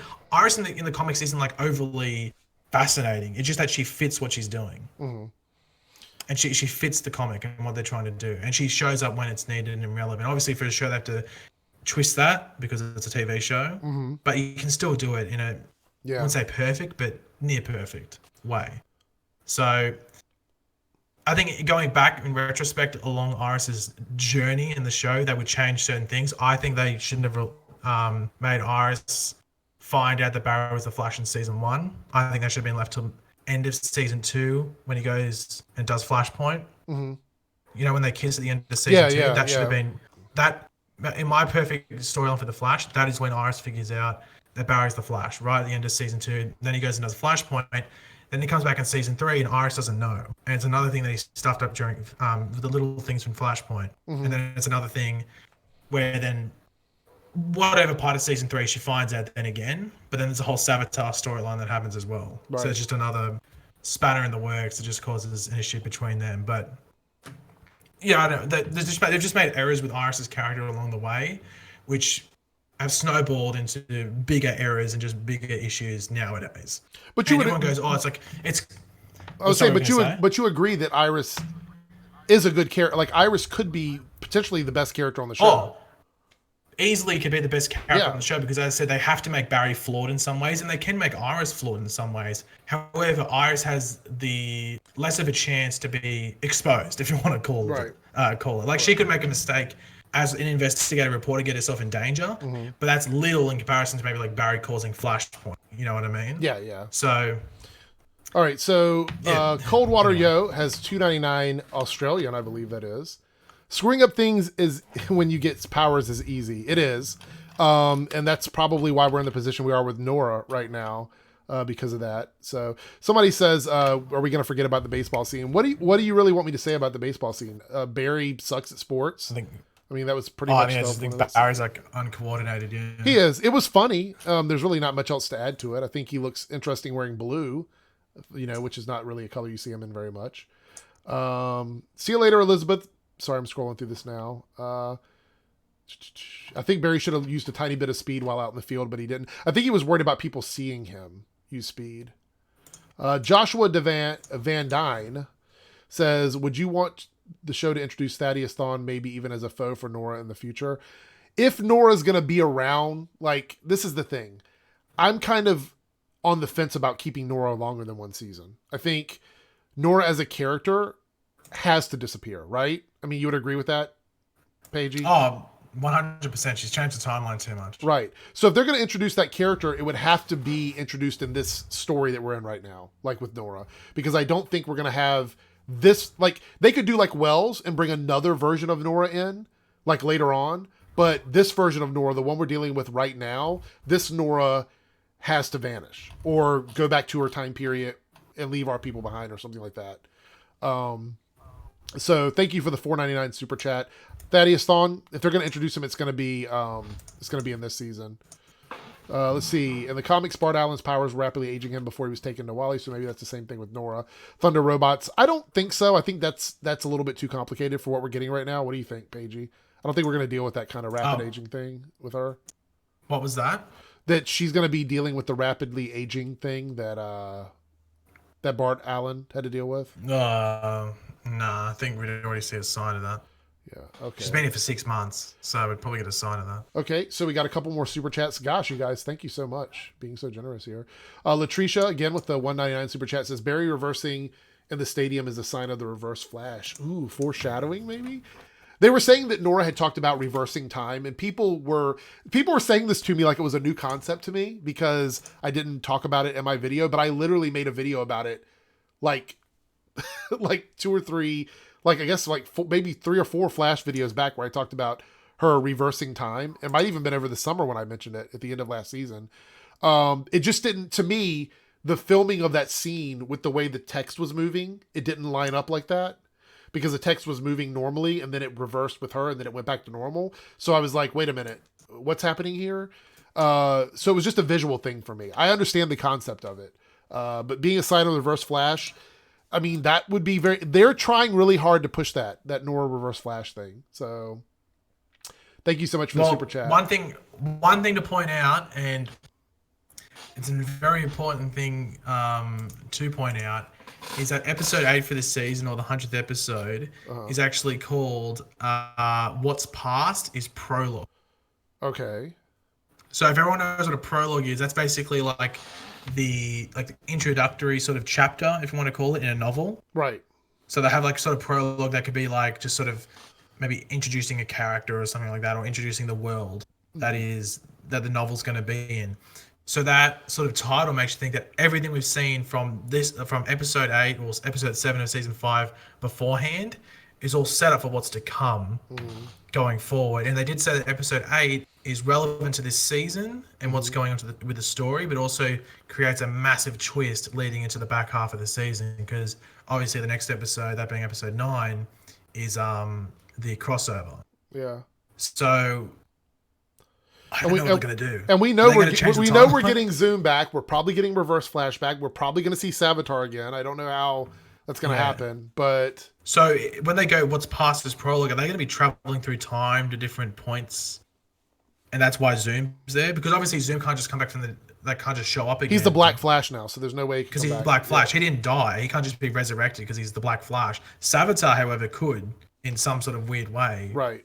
But Zoom isn't technically dead because he became Death. Right. But he actually isn't dead, if that makes sense. Because he's basically like eternal. Like he can't bring him back because he's the undead dead, basically, is what he is. So so I don't know what they're gonna do, and it's gonna be confusing, to be completely honest. Yeah. I'm excited. Like that title in itself gets me super excited. Mm-hmm. Like this. What was the title of the episode where they went to the future, like 2024 or whatever it was? The Once and Future Flash? Wasn't that what it was? Once and Future Flash or something, yeah, that one. Like, that one got me excited. But this one's, like, next level. Right. Like, this just makes you think, like, oh crap, what are they going to do? So, Finn, you're human with a $5 super chat. This is going to play into a really good question, because I actually wanted to talk about this before we wrap things up.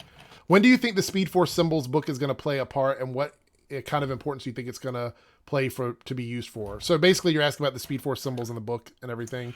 What are your first before I give you my thoughts on it? What do you think, Pagey? Because I know you probably have a lot of thoughts on that. On the Speed Force symbols. Yeah, because it shows her. Spoiler alert! In the promo pictures for next week, I believe that they show Nora writing in her journal again. So yeah, and she's writing in them whilst looking at like a photo album or something. Right. That Which, language for someone there who would be. doesn't know a lot about the Speed Force.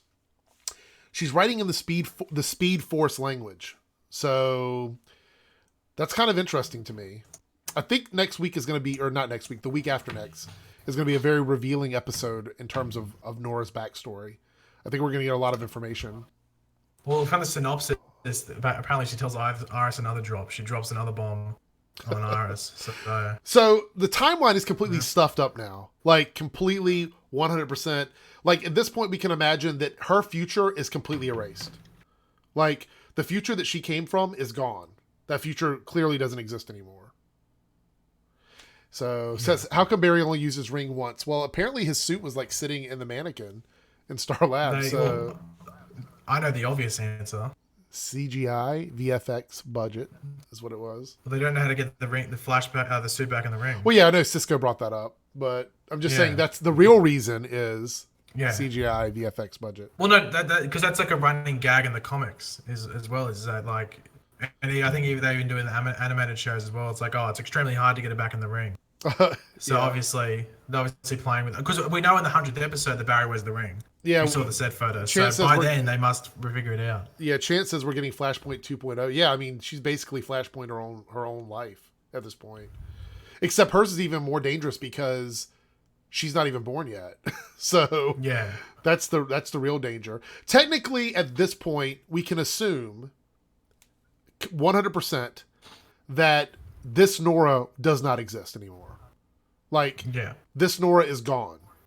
Like, whatever happens at the end of the season, she's pretty much erased from history. Unless they do something in the 100th episode that sort of corrects that. Someone brought up a good point. You know how timelines aren't affected on other Earths? Right. Someone was telling me, like, what if if Nora went to another Earth, would she erase herself? Huh. So, and I was like, I don't know. I don't know that. Yeah, that's a really good question. I don't know. I don't know if that's a get out of jail free card, just randomly go to another Earth. My other question is, where are the time rates? Why are they not chasing Nora? Because, you know. Well, that's another thing that makes you think maybe Reverse Flash is helping her. Right. And it's like, because remember, he was like good at like avoiding all of that. Yeah, until Legends. But that's because he was already dead. Right. So it was the Black Flash after him because he's meant to get dead speedsters. Right. Because some people have been asking why isn't Black Flash after Nora? I'm like, it's because Nora's not meant to be dead. It'd be the time wraiths that are after Nora. Yeah. Because she's messing up time. No, there's not auto-tune. Discord sometimes has little bubbles in it where things sound weird. So it's just Discord. It's not perfect. So anyway, so that's it. We're going to wrap up the Flash now. We've talked about enough of that. I do want to just go through some pictures real quick before we go of the crossover. So let's see. Let me pull the picture here. So we have some interesting pictures. These are all from, and I'm going to give them a shout out because I like to give a shout out to them. This is all from Canadagraphs page. So if you want to go over to Twitter, you see the watermarks. I'm taking these from his Twitter. I'm not going to use a bunch of them. I'm just going to go through a couple of them. So this was interesting, and we got some other pictures from other sources, I think, that showed that the Black Superman is actually not a good guy. So he looks to be fighting the good Superman and the Flash. So is this like the crime syndicate Earth? Is that what we're getting here? Where Superman has people worshiping him? Technically the Ultraman. I was going to say, is that Ultraman? I mean, it could be. They're just not using Ultraman, maybe? Because that's what it seems like in these pictures. Well, we know that from what it says from Canadagraphs is that this sign explodes. Right. Because there's an explosion that goes off in the back and then CGI. But it's clearly some kind of either corporation built around Superman or a monument built to Superman or something like that. Well, in the comics, there is a Superman museum, and this is in front of where the where they usually make the Flash Museum or Star Lab. So they could do that if they wanted to. I don't know if they would, but it so could be passed interesting. off as a Superman museum. Thoughts on Ewan McGregor casting as Black Mask? Thank you for the $2 super chat, Naruto. I just saw that earlier. I like Ewan McGregor, so I mean, I think he'll be fine. I think it's going to be a lot of like makeup and mask for him to play that character. So let's see how he goes. I'm very kind of like whatever at this point with some of the DC movies because I don't know. I mean, we'll just have to wait and see. So let me close that window out. So that's the first picture I wanted to talk about, and then we have this picture, which may get people a little bit excited, of Superman reading this book, which we've seen pictures of the book before. But this looks like almost like the Speed Force symbols, right? Yeah, it looks more like Speed Force symbols than Kryptonian. Like Kryptonian. Anything that sort of looks Kryptonian is the top part, but the big symbols look very Speed Force symbol-ish. If that's a word. It's almost like magic though. Like maybe it's a spell book or something. But Superman doesn't use magic, right? There was another photo, which I wasn't able to find again. I just saw it online, and there was a picture, and it showed it like almost like a really basic cartoon or just sketched version of the multiverse, like multiple Earths. Right. So it makes me think that this could be a spell book to like mush them all into one. Yeah, because you can almost see on the right page there that it looks like a Earth with like portals opening. Yeah. It was similar to that, but it was like there's another one where it's like, and it shows some like weird diagram. It's sort of hard to explain, but I think we've talked about this. The black suit Superman, like there's no point calling him Black Superman because I'm pretty sure it's Superman Prime. Well, they're going to portray him as like a Superman Prime sort of character, and Canadagraphs said in these photos that Superman Prime or Black Suit Superman does the clapping thing, which in the comics is extremely overpowered, like ridiculous. Like it can destroy an Earth. Him clapping, like it creates a massive sonic boom. Like we saw it, and if you want to like think what it looks like, it's when Supergirl does it last year in that crossover, but in the church and all it does is crack the windows.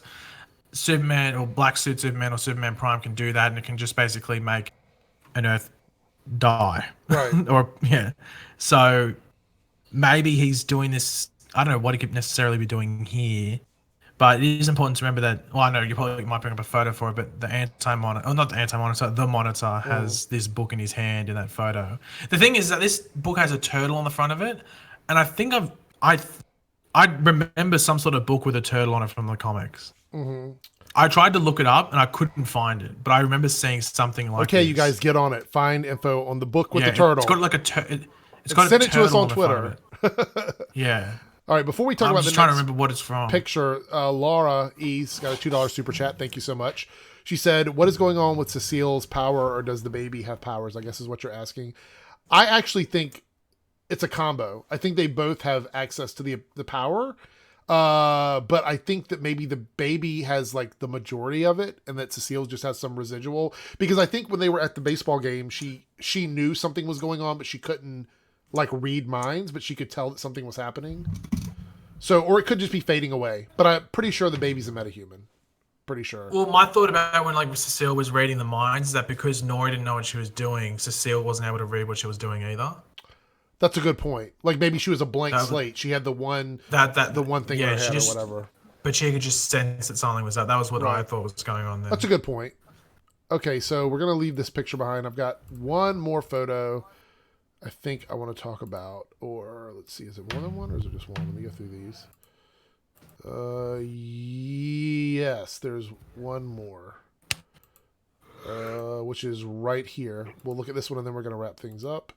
Okay, so here's a picture of the suit, like a good shot of the suit, as you guys can see. So this is the one that you're saying is going to be like what, Superman Prime is what you're saying? Well, it looks exactly like Superman Prime. Right.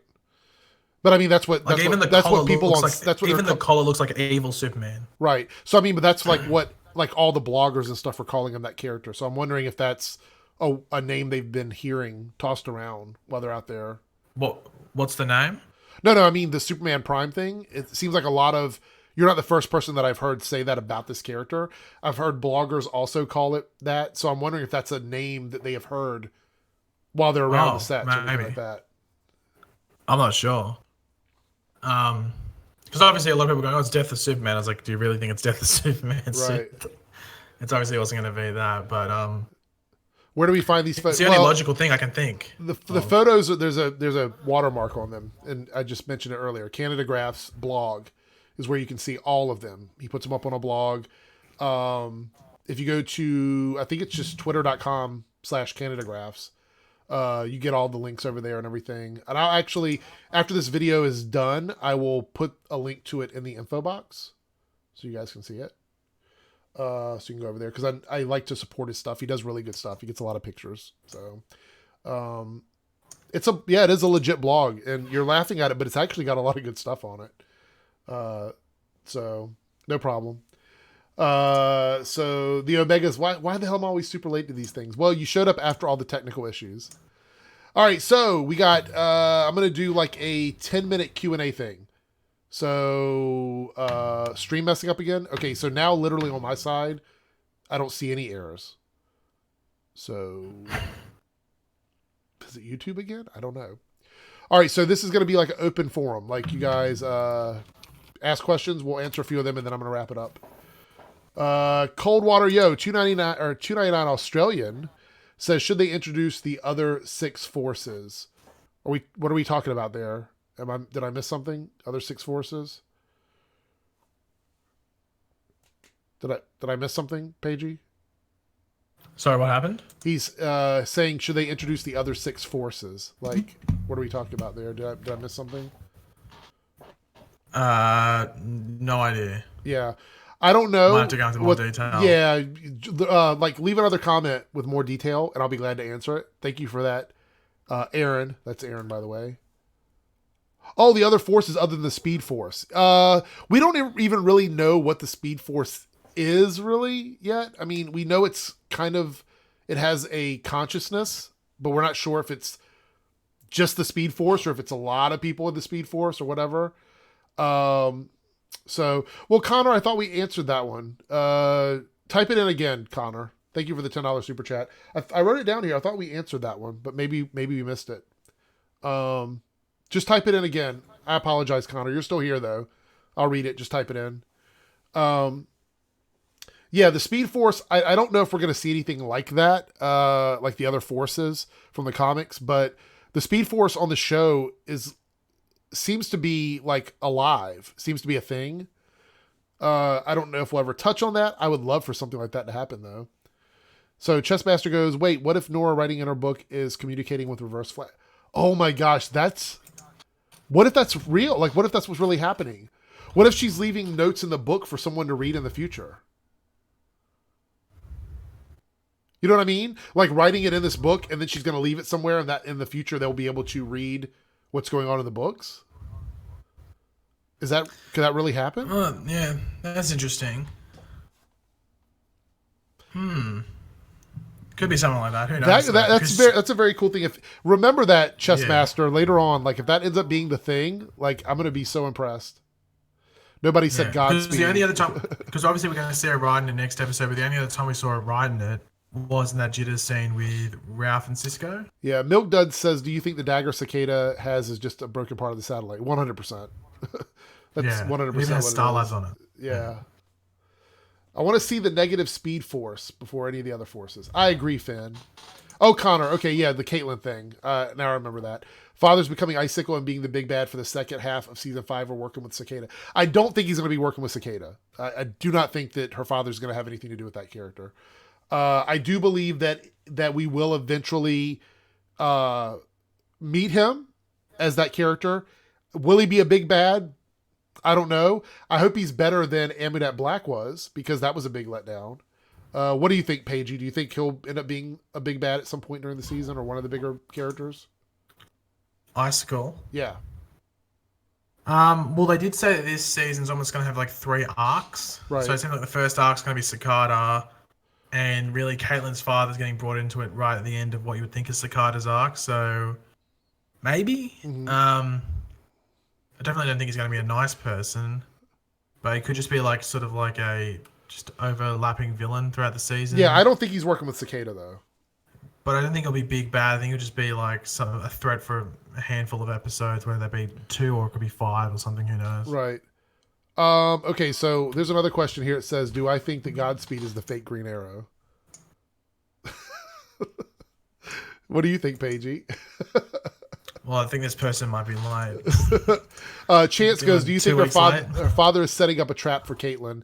I don't know if he's setting up a trap, but I definitely think that he wants to get her by herself for sure. So, let's see. Oh, we got a super chat. Omega 311. Thank you so much, Omega. $4.99 super chat. How the hell did the most OP longbow hunter get caught already? Yes, that's a good question. Convenience. I like Silencer. I think Silencer's a dope character. She's clearly my favorite character out of all 3 of the longbow hunters. I don't know much about the actress that's playing her. Do you know a lot about her? Because she's very, like, when it comes to the combat scene, she does a really good job. No, I'm not familiar with her at all. She does look like the comic book character. She does look like Silencer from the comics, though. Yeah, like, yeah. Minus the blonde hair. See, the thing is, a lot of people think Silencer is going to become a good guy. I don't know about that.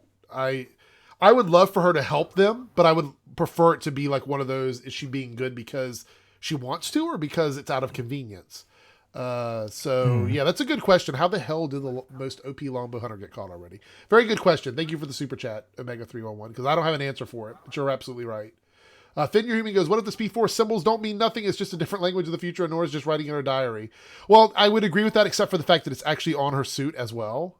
And we haven't had an explanation for that. So, Yellow says, "I'd love to see a proper fight between Michael Jai White." Yes, they have him on the show and then he's not really doing very much. So, do you think the meta tech is user specific? I think it is. 100%. Yeah. Because I think the biggest plot hole that's going to come up from last episode is why doesn't Team Flash just write, "Cicada, hand yourself in." Right. Just put that on a billboard. Just why wouldn't they do that? Or put it on the yeah, I mean, let's put it on there constantly. Because we also see that Cicada can send his dagger out and call it back, and I think that's basically they're trying to tell us that they are connected together. Yeah, because an important thing to remember is that, like, she was holding her phone when it was hit by the dark matter, if I remember correctly. Right. At the end of last episode. So she was in contact with it when it was hit, and by the dark matter, so there's a connection there. And obviously it looks like, what do you call it? Cicada's dagger stabbed him. Right. Like, that's what actually stabbed him. Right, so that's why he's got that wound right here. And because the like, you're right, because the objects have to be in contact with the person, and I think that's absolutely what's happening. Yeah. Let's see. And the thing is, I'm intrigued as hell to see what weird dark matter affected items they can have show up. Yeah, because I'm assuming it's going to happen all the way through the Cicada storyline is what going to happen. So, plus we might see more of it in the season even after we defeat him, because I believe that's the easiest way for them to introduce new characters right now. Yeah. Maxwell Lord be perfect to come back on Supergirl with all the alien hating going on in the second series. Maxwell Lord, man, that's a big, huge plot hole for sure. The only reason he's on the show is because the actor had a whinge. He had a whine. He's like, "I don't want to move to Vancouver." Yeah, but they could at least wrap his story up. I mean, they just left it kind of like he just disappeared, legit, went away. Yeah.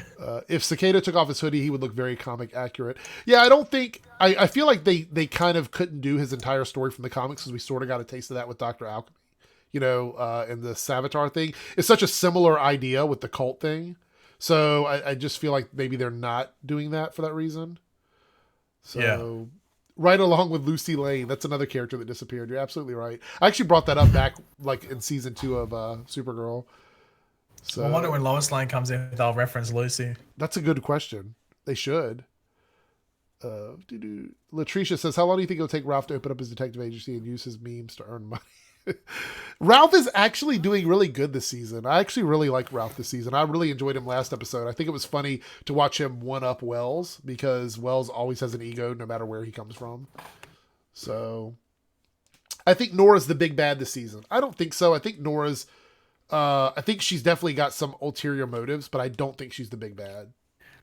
I think she's unknowing assistant to the big bad. I agree. That's good. That's a good one. Yeah, So I agree with that. she's obviously doing bad things. She just doesn't know that what she's doing is to aid someone that's evil.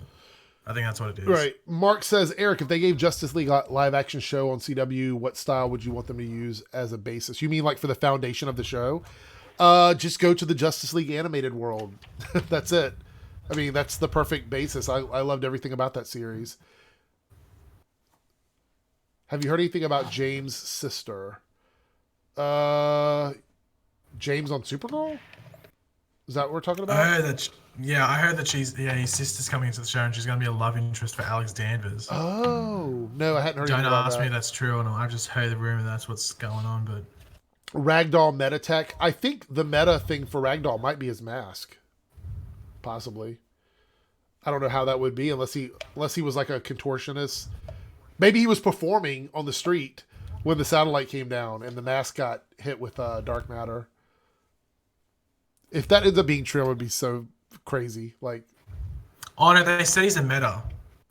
So he doesn't have meta tech. They said he's a meta. So how did he get his powers then? Is he a meta from like 3 seasons ago? Well, got to remember, Block and Gridlock were metas, and they seem like they recently got their powers as well. So I think what's happened is some meta tech has been affected, but some people just got turned into metahumans. Oh, okay, that's pretty cool. I think that's what it is.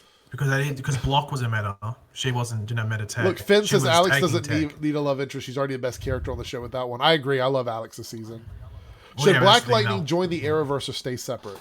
I think it should join the Arrowverse. Might be That's what soon. that is. 0.94 isn't doing that well, so it might be on its way. So, all right. So we are it's about our normal time that we wrap up. So I think we should go ahead and wrap this up. This was a little bit longer than normal. We did have some technical problems. I'm sorry. I hope that when the video processes that YouTube corrects those, but I'm not holding my breath for that one. So, anyway, thank you guys so much for coming in. Thank you so much for the super chats, all that stuff. I really appreciate it. You guys are always awesome. And we will see you on Tuesday. No, wait, Tuesday, there's no Flash. So we'll still see you Tuesday, or I'll see you Tuesday, or maybe we could do it on Monday. Maybe we'll do it on Monday night after Arrow and Legends, because there is no Flash and Black Lightning next week, right? I think so. I think they're both off. I don't know if Black Lightning's on. I know if Flash is off, but yeah, I don't have to check on that.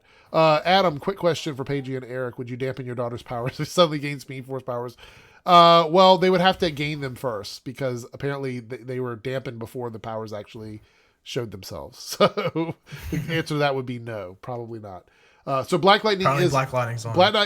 Black Lightning is on because that's after the peak news hour, I guess. So anyway, we'll figure it out. I'll let you guys know. Anyway, thank you so much for coming in on this odd night, and thank you for suffering through the tech issues. You guys have a good night, and we will catch you later. See you then.